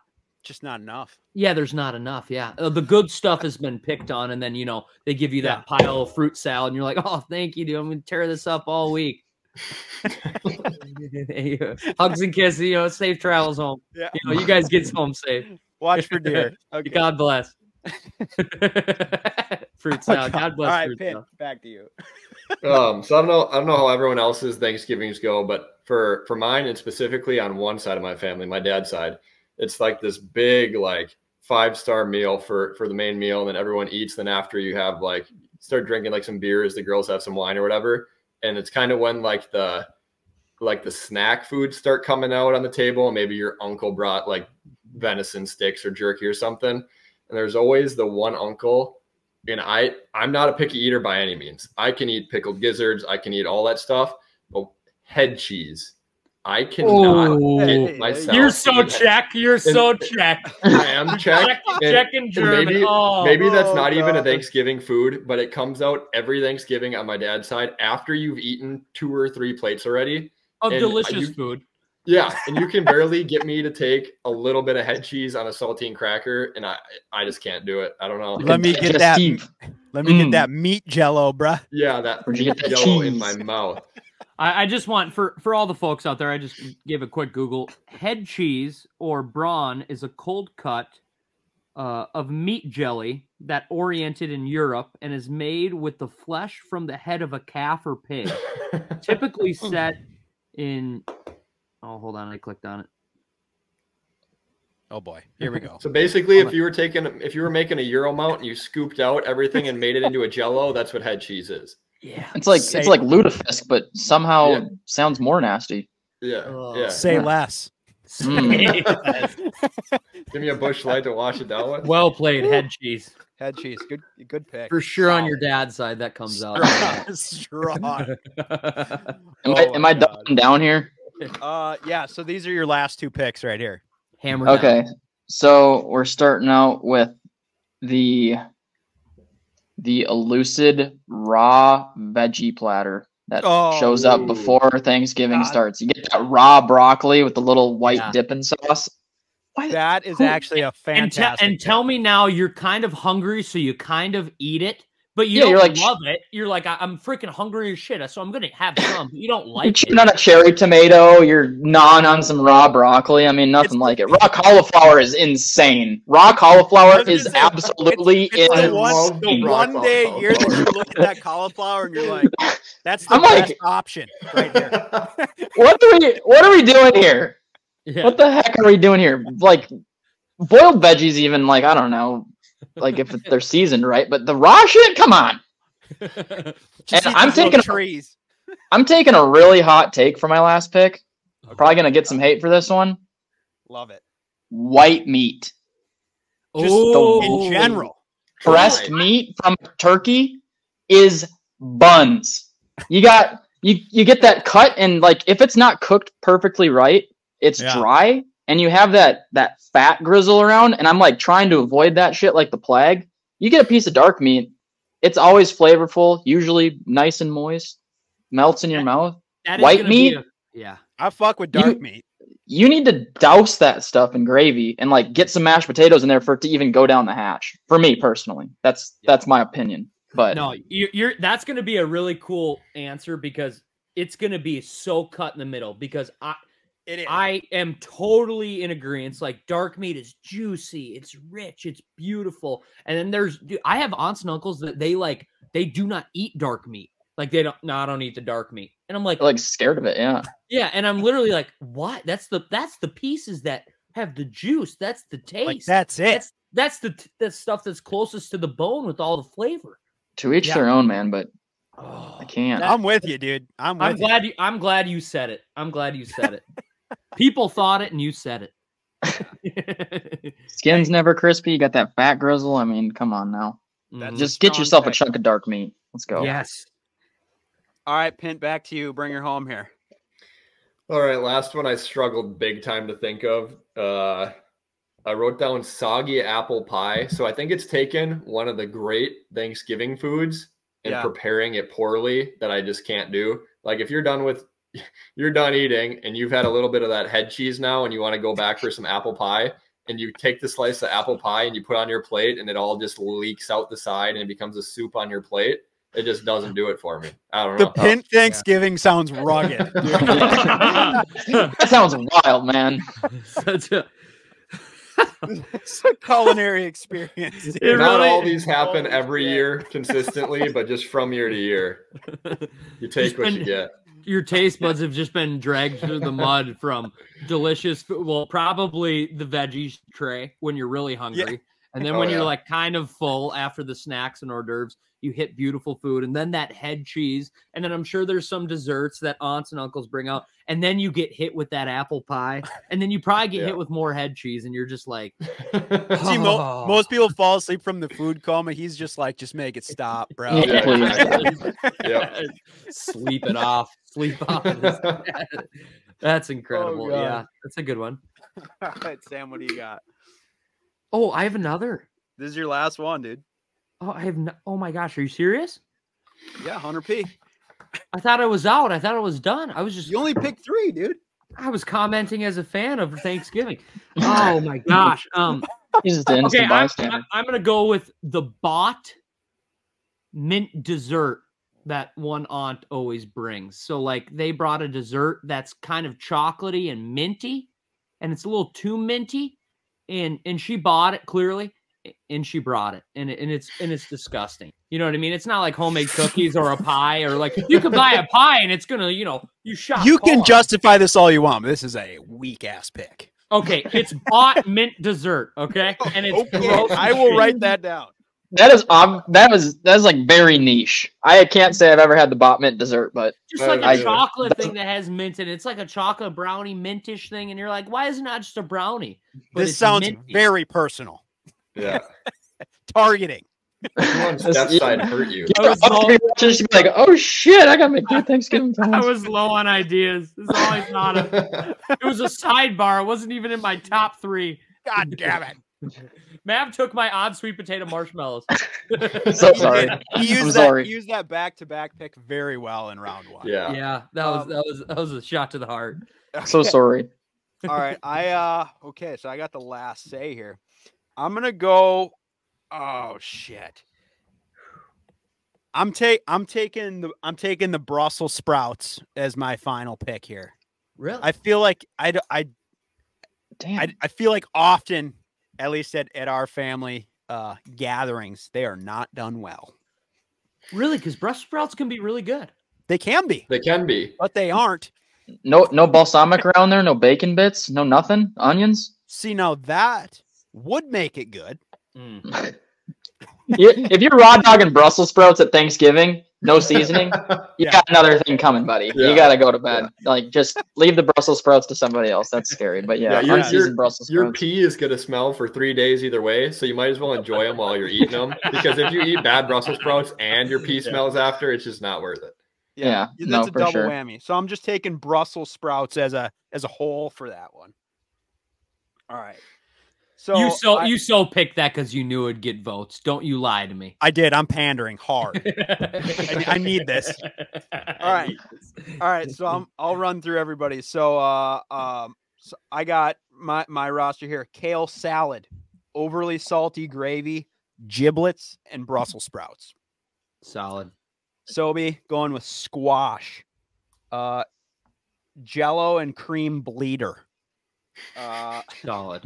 minimal leftovers, and bought mint dessert. So solid till the end. Dal, if I could round that out, I'd freaking win this son of a bitch. I'm giving it 10 for creativity on that. All these are pretty personal. There's like 3 out of 4 that are like, those are direct shots at certain people in his If family. my- Family if my gatherings, aunt- damn it. If my Family. aunts listen to this, they're just gonna. You need an alias out here. They're gonna have so much of that mint shit, dude. You don't even know. All right. Imagine they show up in doubles. Pint's rolling with box stuffing, fluffy fruit salad, head cheese, and soggy apple pie.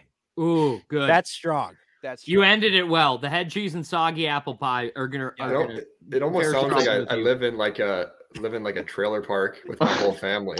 Happy Thanksgiving from the Pints. Cole's from Montgomery. We got to remember that. I can imagine all those as a meal. Just head cheese Oh. and some soggy apple pie. Oh Little yeah, smoothie. these are actually staples. All of them. Make a smoothie. And then Mav's rolling with marshmallow sweet potato casserole, Strong. canned cranberry sauce, raw veggie platter, and white meat. That's gonna be a hot take. Now that I'm hearing it on paper, it's gonna be a It is hot take. very strong. I at the feel end. like people Very are either strong at with the you end. or against you, and there is Mhm. no They're gonna- middle ground. Yep. Yeah. They're like on board this train, and then they get to white meat, and they're gonna be like, brother. That's all I eat. You're either gonna get like 50% votes, or you're gonna win unanimously. It's like Promise the you. natives are That is- getting yeah. restless. There's no in between. There's no in between. That I will veggie say- I gotta say, all this talk about Thanksgiving food, I gotta give admiration to one Thanksgiving food that's made its way into popularity in the last 3 years, and that's gotta Yeah. be charcuterie boards. Ooh, Can we, yeah, we dude. appreciate Yes. a good Well, let's charcuterie give board. charcuterie Oh, yeah. just a round of Boom. applause, you know? Yeah. God damn. Like, Yes. we're spending all this time talking about bad foods. I just had to throw it out there. I'm Yeah. I'm No, looking forward you're right, to dude. a good charcuterie. Yes. Yeah. Yeah. Oh, People yeah. hammer No, down, and it's almost commonplace now. Like every family, Oh yeah. like someo's bringing a charcuterie board, and I don't Somebody- care if you live in Every Montgomery, event, every Minnesota. gathering. Somebody wants to post that Instagram picture, you know. They want Yeah. to say that they Yeah. made that thing. So Yeah. if it's auntie, if it's uncle, who knows? But they're getting Yeah. that picture and they're doing it up. It's coming. It's coming for sure. No, I'm psyched. I mean, like I actually love doing like a lot of the cooking too, like for at least for Thanksgiving. I don't know. Yeah. Like I don't It's know. If fun. I know Mav, you do a ton of cooking and stuff too. So like I don't know how much of that. Or you do like a big family thing or just like pretty low? Yeah, we do big family things. It's labor of love, man. And every time, I don't know, cooking's a good way to show that you care about people. So Thanksgiving's just a good way to contribute. And Cooking is a I don't labor of love, 100%. Hell Yeah. yeah. Dude, yeah. No, that I think that was good. We'll see. We'll post that up on Instagram. We'll get some people voting on it and see what goes down. But I think it's going to be close. I really do. I think it'll be fairly even. I think there's a lot of good ones in there. just know, Auntie, if you're watching this, I understand it's a labor of love. Your bad marshmallow hot dish, I appreciate just as much, even though I'm not eating that stuff up. But just But if it maybe wasn't there, just- you'd be like, "What up?" maybe hold off on the head cheese. You know? I love you. I appreciate your gesture, but god damn, it's bad. Oh my god. Oh, that's good man. shit. All right. Well, we've rambled for a long time here. I mean, I don't know how much more we want to get into. I don't want to talk too many stories because otherwise this is going to go till midnight. Yeah. So what do you boys? I mean, anybody got anything else they want to get into here? Well, I feel like Pitt didn't even get to jump into his whitetail story. He was Yeah, starting up real nice, and you know, give some Let's quick put on run-throughs that. and some We'll deep- save some more of the elk hunting stuff for the next episode, because that story is a little longer. So Pint, let's get into that. Let's do that right before we wrap things up here. Give us, because I know there is a video out there, so that's super sweet. We can kind of pump that. And just give us kind of a breakdown, I guess. Wait, where can I find that video at? I think it might be on that one. God, what's that guy from like Minnesota? He does some like ice fishing and bass fishing and stuff. shit. I think his name is In-depth indoors. No, that's not that. It's not that. It's this guy, right? Oh shit! You got the right point because I did that. My directions all pointed out. Who is it? Yeah. No, it's this guy. It's his brother. Go into detail about you and your brother, because you and your brother, you hunt an 80-acre piece, and you guys do something like I've gotten a lot of DMs and questions about like, oh, Pint Ranch, how big is Pint Ranch? And it's like, it's 80 acres. You know what I mean? Well, and what you and your brother have done, and just go into it. Yeah, it's and really before cool. and before you start the story, there's always haters when somebody kills like a nice buck or a nice whatever. So like a really nice one. If it's nice, they're like, oh, nice job. But if it's like, you're like, really whatever. nice, but then you shoot something big and everyone's like, oh, it must be nice. Mm-hmm. Like, but so I don't put any weight in the people that don't know what that's like. Also, I don't know what that's like at all. Same, hard same for a decade or two. So roll us through the kind of the play-by-play of this hunt. So yeah, I guess we're the same as everyone else who hunts in southern Minnesota. We got neighbors that hunt on all four sides of our 80-acre piece. We're not seeing deer that nobody else is seeing. It's the same as everyone else that goes out to deer camp. I had cameras out running in June, and the deer I eventually ended up getting, I got a picture of on June 1st. He basically just had two like Coke cans basically coming out of the top of his head. The one side had like 4 stickers already started, and the other side had 3, I think. And I saved that picture immediately. I was like, this is going to be my target buck. I had never seen what I thought. I had never seen him on camera before. And I still don't know for sure if we had him previous years on camera or not. But I did have a neighbor tell me they had a 12-pointer the year prior that they had seen and didn't get. So then, yeah, that's June 1st. Fast forward to actual bow opener this year, middle of September. It was warm out. I just wanted to get out for a sit. So I went out for the morning sit, climbed down after my morning sit, and I actually walked around the woods and I hung another set just because I was like scouting around. Didn't think there was anything special. We had like a couple 8s and a couple 10s on camera.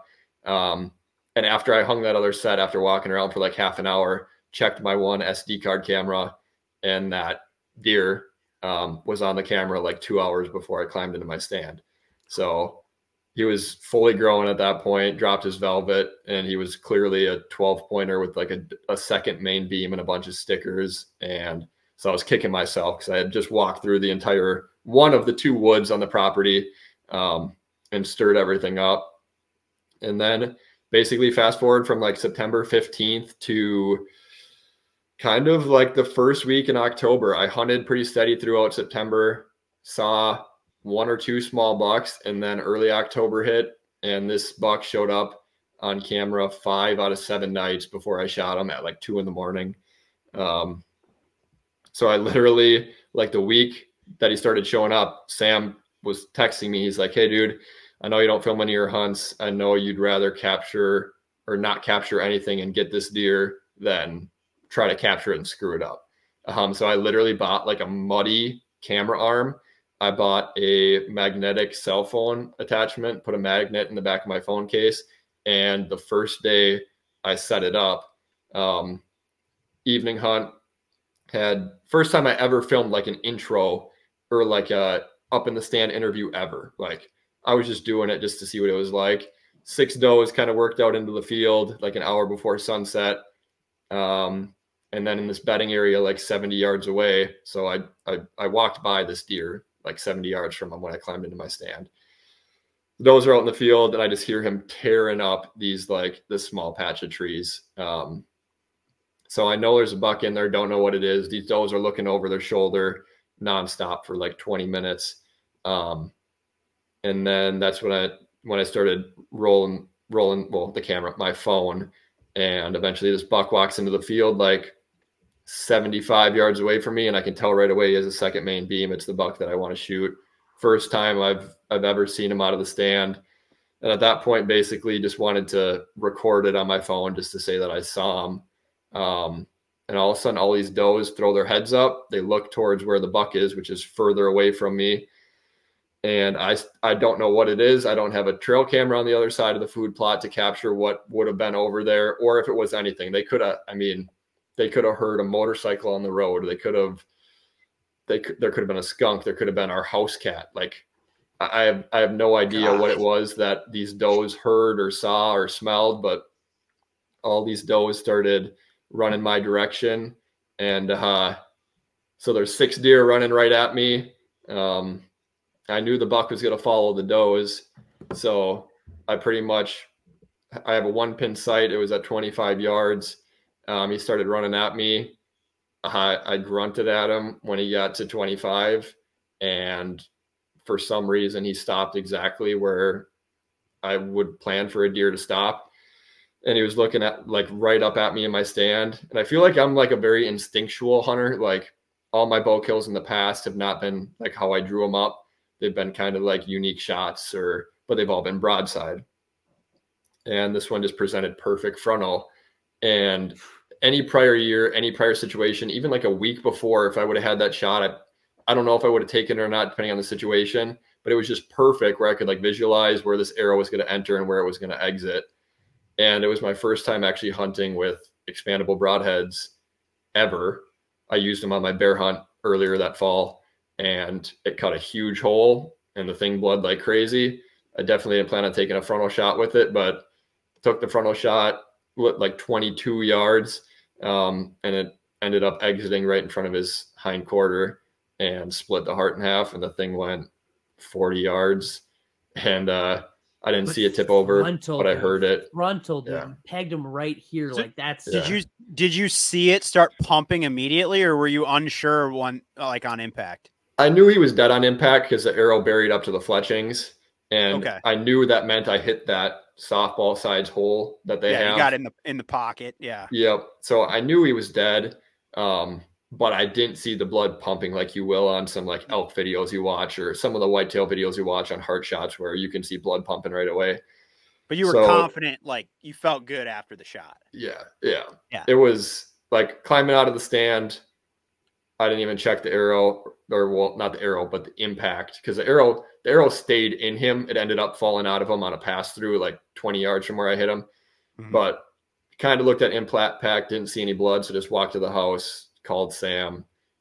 That's kind of where like the video part of it starts, but it was probably one of the most confident shots I've ever taken. And that's another thing, like you were saying about like a guy shoots a big deer, there's always going to be the person who says like, oh yeah, where are you hunting? How high is the fence? All this stuff. But like the shot too, I couldn't believe how many people were pissed in saying that shot is just like absolute luck. And just like, I couldn't believe the amount of people that there's a very ethical shot that elk hunters utilize like crazy for bow hunting. And it's a challenging shot, but they don't know how often a guy shoots his bow throughout the week to make sure you're freaking dialed. And they don't know if that deer was on edge or if he was just stopped and not all. There's so many different variables that go into a shot that if you're not there, you don't know. And there's a lot of situations where I probably wouldn't have taken that shot, where if he, instead of looking my direction, if he was looking at me in the tree, that's probably a shot I don't take, because he's gonna jump the string or drop, and I'm gonna hit him in the upper neck or the head or something ridiculous. Right. So it's just like so situational.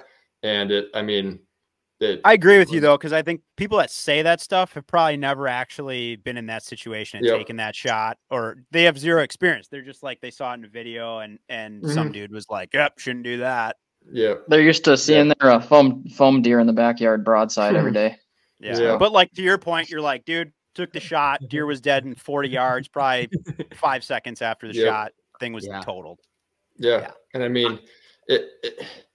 it's like every whitetail hunt. I mean, no matter how it unfolds, it happens way faster than you think it's going to unfold. and you black out. And that's why we do it, isn't it? Like, yeah, if you had your full composure and you shot a deer and you shot it, and then you were just like, oh, like, cool. Like, we wouldn't do it like we do it. We wouldn't put the hours of time into it. So it's just one of those things that happen super fast. You black out, and then next thing you know, you're recovering it, and high fives all around with your best buddies and stuff like that. And I don't know, you can't beat it.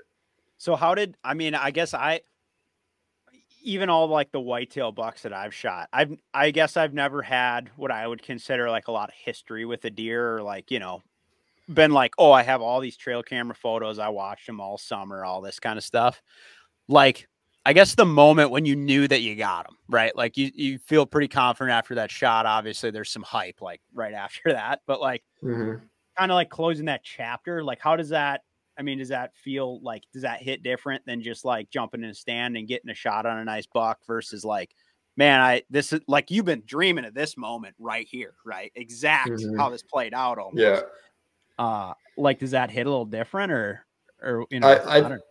I think it did. I mean, compared to my other bucks I shot with my bow, which were like, you knew they were there, you didn't know when they were going to happen. Whereas this one was like, I should say I've never had one target buck ever before in my life. Okay. Normally I'm like, there's three or four deer that I'll shoot, and they're all like 115 to 125 inches, 130 inches, something like that, like really quality Southern Minnesota deer.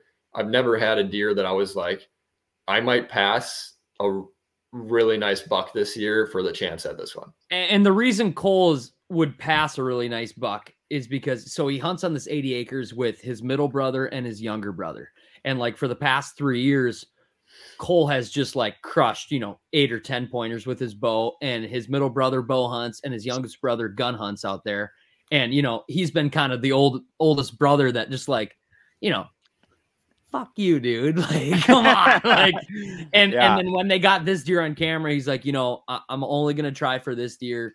These other 8 or 10 pointers that are rolling through from here or there, like, these are your guys. You know what I mean? This is your guys' year. I'm only probably going to shoot if freaking nuclear bomb shows up. And then no shit. Nuclear bomb shows up frontal 22 yards. And then his younger brothers were like, dude, leave mom and dad's forever. Yeah. And then it's just like, if that wasn't crazy enough, 2 weeks later, I already have the itch. I want to get out in the tree. So I'm filming my brother Isaac, the middle one, and a buck we didn't have on camera once this year, but we had him a ton last year. And I'll say it straight up. His buck we had both racks together this past weekend, and his buck is far more impressive than my buck. I am pausing you right here. Cole shoots this super giant. Show him the rack. You got it right next to you. Show him on camera for anybody who's watching live. Yeah, let's see this thing. I saw the pic. God, it's got like 2 double main beams. It's thick, dude. It's like a Coke can. And like this thing here. That crazy. Yes, I thought that was sick in the video, dude. It's like it's separate from the main antler. Oh, it's sick. So Cole shoots this nuke. His middle brother comes out with us on the track job and sees it and is like excited for him. And I can like see it in his face though that he's like, he hasn't killed a buck in I think 10 years of bow hunting.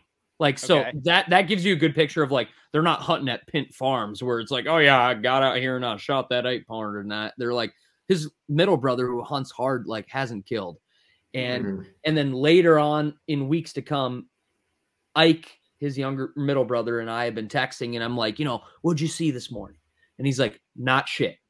I'm like, oh, I saw one doe, this far away. What'd Steph see? Oh, maybe this. What'd you see tonight? Not shit. What'd you see tonight? Not shit. He hadn't been seeing deer for like 2 weeks. 2 weeks. Yeah. Like just at all. Yeah. No. Nothing. So Sunday, what day is it? I'm gonna have you tell the rest here, Cole. But Sunday, it's the Sunday before. Let me look quick. Or maybe it's the Friday before gun opener or something like that. Like the day before the season opens. The last. Yeah. No, it would. So I think it would have been Sunday, the 22nd of October. Cole's dad has their whole up north deer hunt group come over to their house, and they just rip off all their rifles and stuff right by their house. Like you got eight range day. Yeah. Like we're gonna sight in our rifles, and it's ridiculous. I'll let you take it from there. Yeah, so we do that literally like some of our stands are only 120, 150 yards from where we're shooting these rifles. And every year we rag on our dad. We're just like, why do we have to do it here? Can't we do it somewhere else? We're the only people who bow hunt and also go up north. So like there's these other places we could go shoot rifles and it wouldn't bother anyone else. But so we're shooting there, and Isaac kind of doesn't care because he hasn't been seeing a ton. He's got the same couple 8 and 10 pointers on camera. And when I say 8 and 10 pointers, I'm not talking huge deer. There's 2 bucks that he would shoot. The other ones are like 1.5, 2.5-year-old bucks. And he's not seeing those. He's not even seeing no, he's not seeing deer in general. So he's like annoyed by it, but also he's like, it's not hurting anything. There's nothing here right now. And I go out with them for a Sunday evening sit. We get in, and I was like, yeah, it's probably that point where we can rattle tonight with about an hour left and just kind of see what happens. And the night before that, in the middle of the night, we got a picture of a nice 8-pointer. It's like 125-inch deer, something like that, like really quality deer. And Isaac was like, sweet, if that thing's around and we can rattle it in, I'm going to shoot that all day. So with like an hour of shooting light left, I gave him the rattling antlers, and I'm up in a saddle above him. So I'm kind of like making noise and like the branches and stuff. There's still some leaves on them. And he rattled for like 45 seconds and handed me the rattling antlers. And the thing that I thought was coolest is Isaac said after he rattled, he started shaking right away, because last year we rattled in a huge 8-pointer, like in the 3-day period around this time when this happened. So he said he got like buck fever after he rattled, which is crazy to even think about. And then like 20 minutes later, this buck that we haven't had on camera for almost exactly 365 days. And we didn't know this at the time. We knew this after we walked up to it and compared it to pictures, but comes walking in. I mean, tears up like 2 or 3 trees on his way in, just pissed, and kind of started. That's when I started recording at that point. That one's also on that Seth guy's YouTube channel.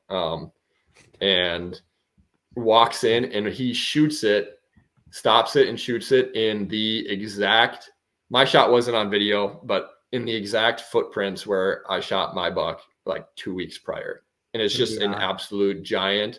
And we knew the shot smoked him. And I don't know, the rest of it was just kind of like celebrating. Just a crazy deer. It scored like 169 3/8, and it's just a mainframe with insane length and mass. I don't know, it's nuts.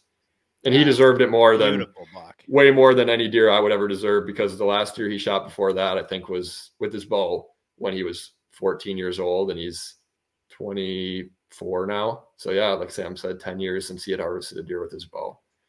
So that was super cool. And just like, there's something with experiencing, and this almost goes to like the out west hunts too, when you're hunting with a group. There's something, that was my first time ever being in a tree with someone, whether it was me harvesting or the other person. And there's something about having like somebody to celebrate when you do something like that you put so much work into, and it just makes it so much more rewarding. It was, something that I'll never forget for sure. God, that's badass. And especially I respect, to double down in one season with your bro. That's sick.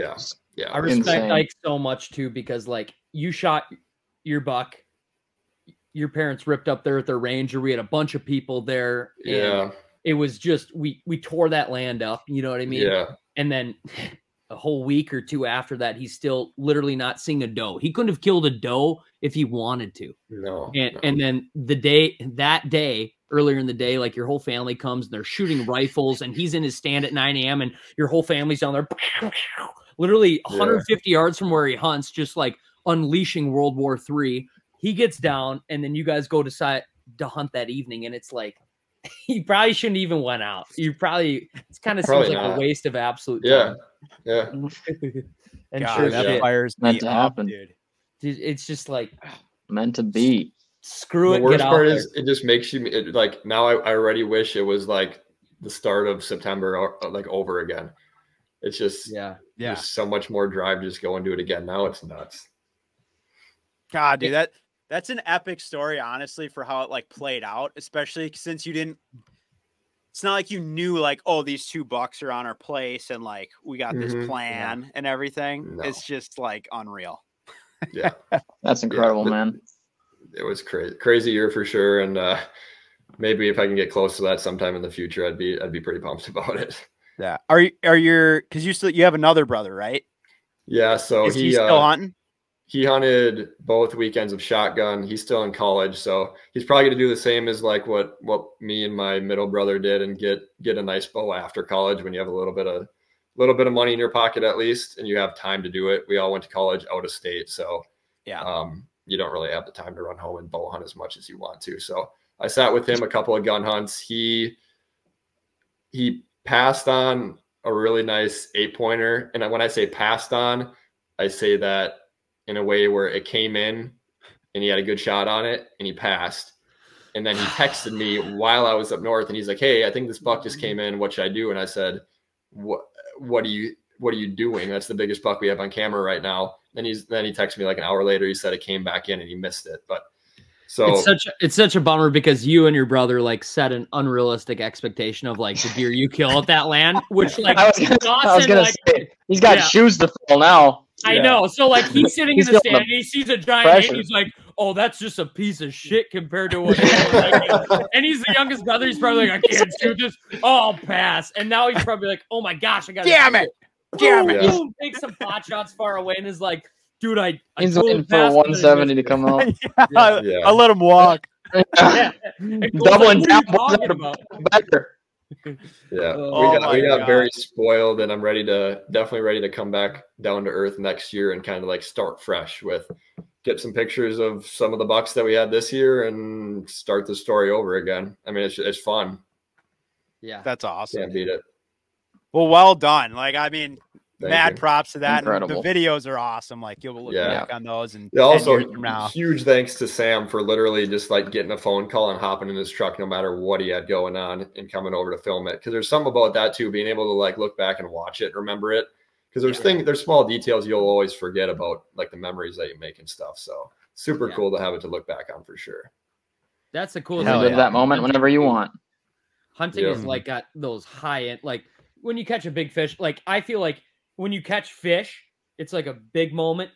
And then there's like muskies, you know what I mean? That seem like muskies. I feel like are in that same realm of like whitetail. You know what I mean? Where they're like big ass moments, unless a really big time muskie fisherman that you maybe catch a lot. But like if I caught a big muskie on film, I'd be like, I want that footage forever. And then like hunting's one of those things where you're like, damn, dude, this shit might not happen for another 10 years, like an Ike, you know, where when you get that on there, that's for you to film the kill shot of your brother's deer was just like, that's so meant to be. Yeah. It was one of the coolest hunting things I've ever done. And that's like on top of shooting my deer this year. It was so fun. And to have both of them too. I mean, that's camera. To have both of them to look back on. I mean, that's crazy. It's awesome. Yeah. Yeah, that's wicked cool. So and like, sick. especially, I mean, I'm assuming I'm assuming you're getting both those deer mounted, right? Yeah. So at some point you'll be able to like, that'll be sick. Yeah.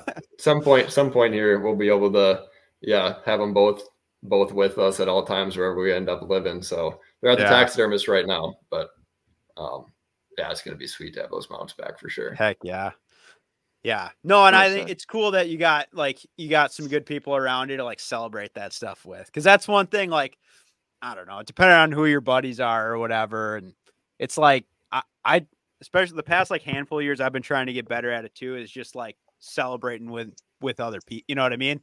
Like, 'cause for a while you're kind of in this thing where you're like bummed out if you're not like being successful and like everyone is and stuff. And it's like, I don't know, like the past handful of years, I'm just like, I just want to be hyped up, and like other people's success gets me more fired up now than ever. And like, I love that stuff. Like Sam, you do an awesome job about it. Like you're posting everybody's kills and everything. And I think that goes a long way, especially with like how hunting stuff's going these days, you know? Yeah. Just like trying to make it more of a community and keep the hype, and everyone accomplishes this stuff and they feel awesome about it. And then it's like, just keep that going. Hell yeah. Yeah.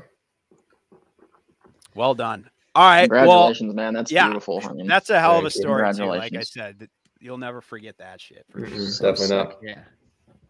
Well, we're at dang 3 hours. If anybody is listening this long, if anyone is listening this long, we appreciate you so much. Like we said, we've only paid our guests to go 2.5 hours long, and we're going to be paying them double time now. I think now that they've gone. Wait, you got paid?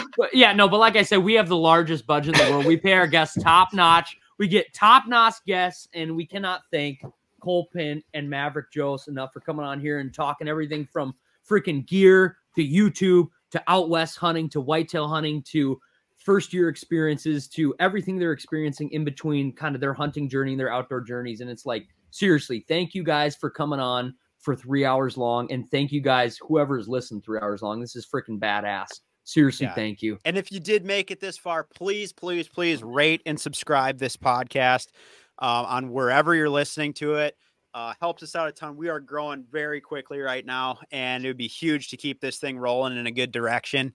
And can't wait to be talking more hunting here. I know pretty much the whole squad is either going to be hunting this weekend or in the next week or so. So we should have tons more stories to talk about. We should have most of the boys back, I think, the next time we record. So we'll have another full squad, and I'm sure there'll be lots more stories. Yeah. So, and if you want to check out Cole Pint, you check out Cole_Pint on Instagram. And if you want to check out Maverick Jose, you check out Mav on YouTube. He has an amazing apparel line too, Mav brand. He's making high quality clothing for all types of seasons. And especially if you're a Midwesterner like myself, if you like beautifully warm, high performance clothing, go check out Mav brand. Dead ass. He makes amazing stuff and they have awesome promotion behind it. And yeah, follow him on his socials too, especially the ladies. Like, it's no foot pics. If you, and it doesn't matter, if you've got $100 or $10, he's literally selling pictures for $10 a pop for his feet. So get on there, drop some Venmos, get some foot pics, and please go follow these fine fellas that hopped on the podcast tonight. Seriously. Hey, big appreciation to Pics and Sobi for having me on. Appreciate you, boys. It's fun catching up and look forward to doing it again sometime. Hell yeah, we'll have you back. Yeah, thanks, Pin, again for showing up too. Yeah, thanks for reaching out. It was sweet to connect with Mav again. Mav and I probably haven't talked for, every once in a while, like an Insta DM or a text or something. But other than that, it was since we were fishing either burbs or we went brown trout fishing in Door County. Like it's been a while, before Mav was doing YouTube. So it's nice to just like see familiar faces and connect again. Yeah, for sure, man. Yeah. Congrats again on your season 2, Cole. It's thank you. It's amazing. It's a pipe dream. Well, thanks everyone again for tuning into another episode of Pass the Barb. This has been an awesome episode, and stick around for the next one.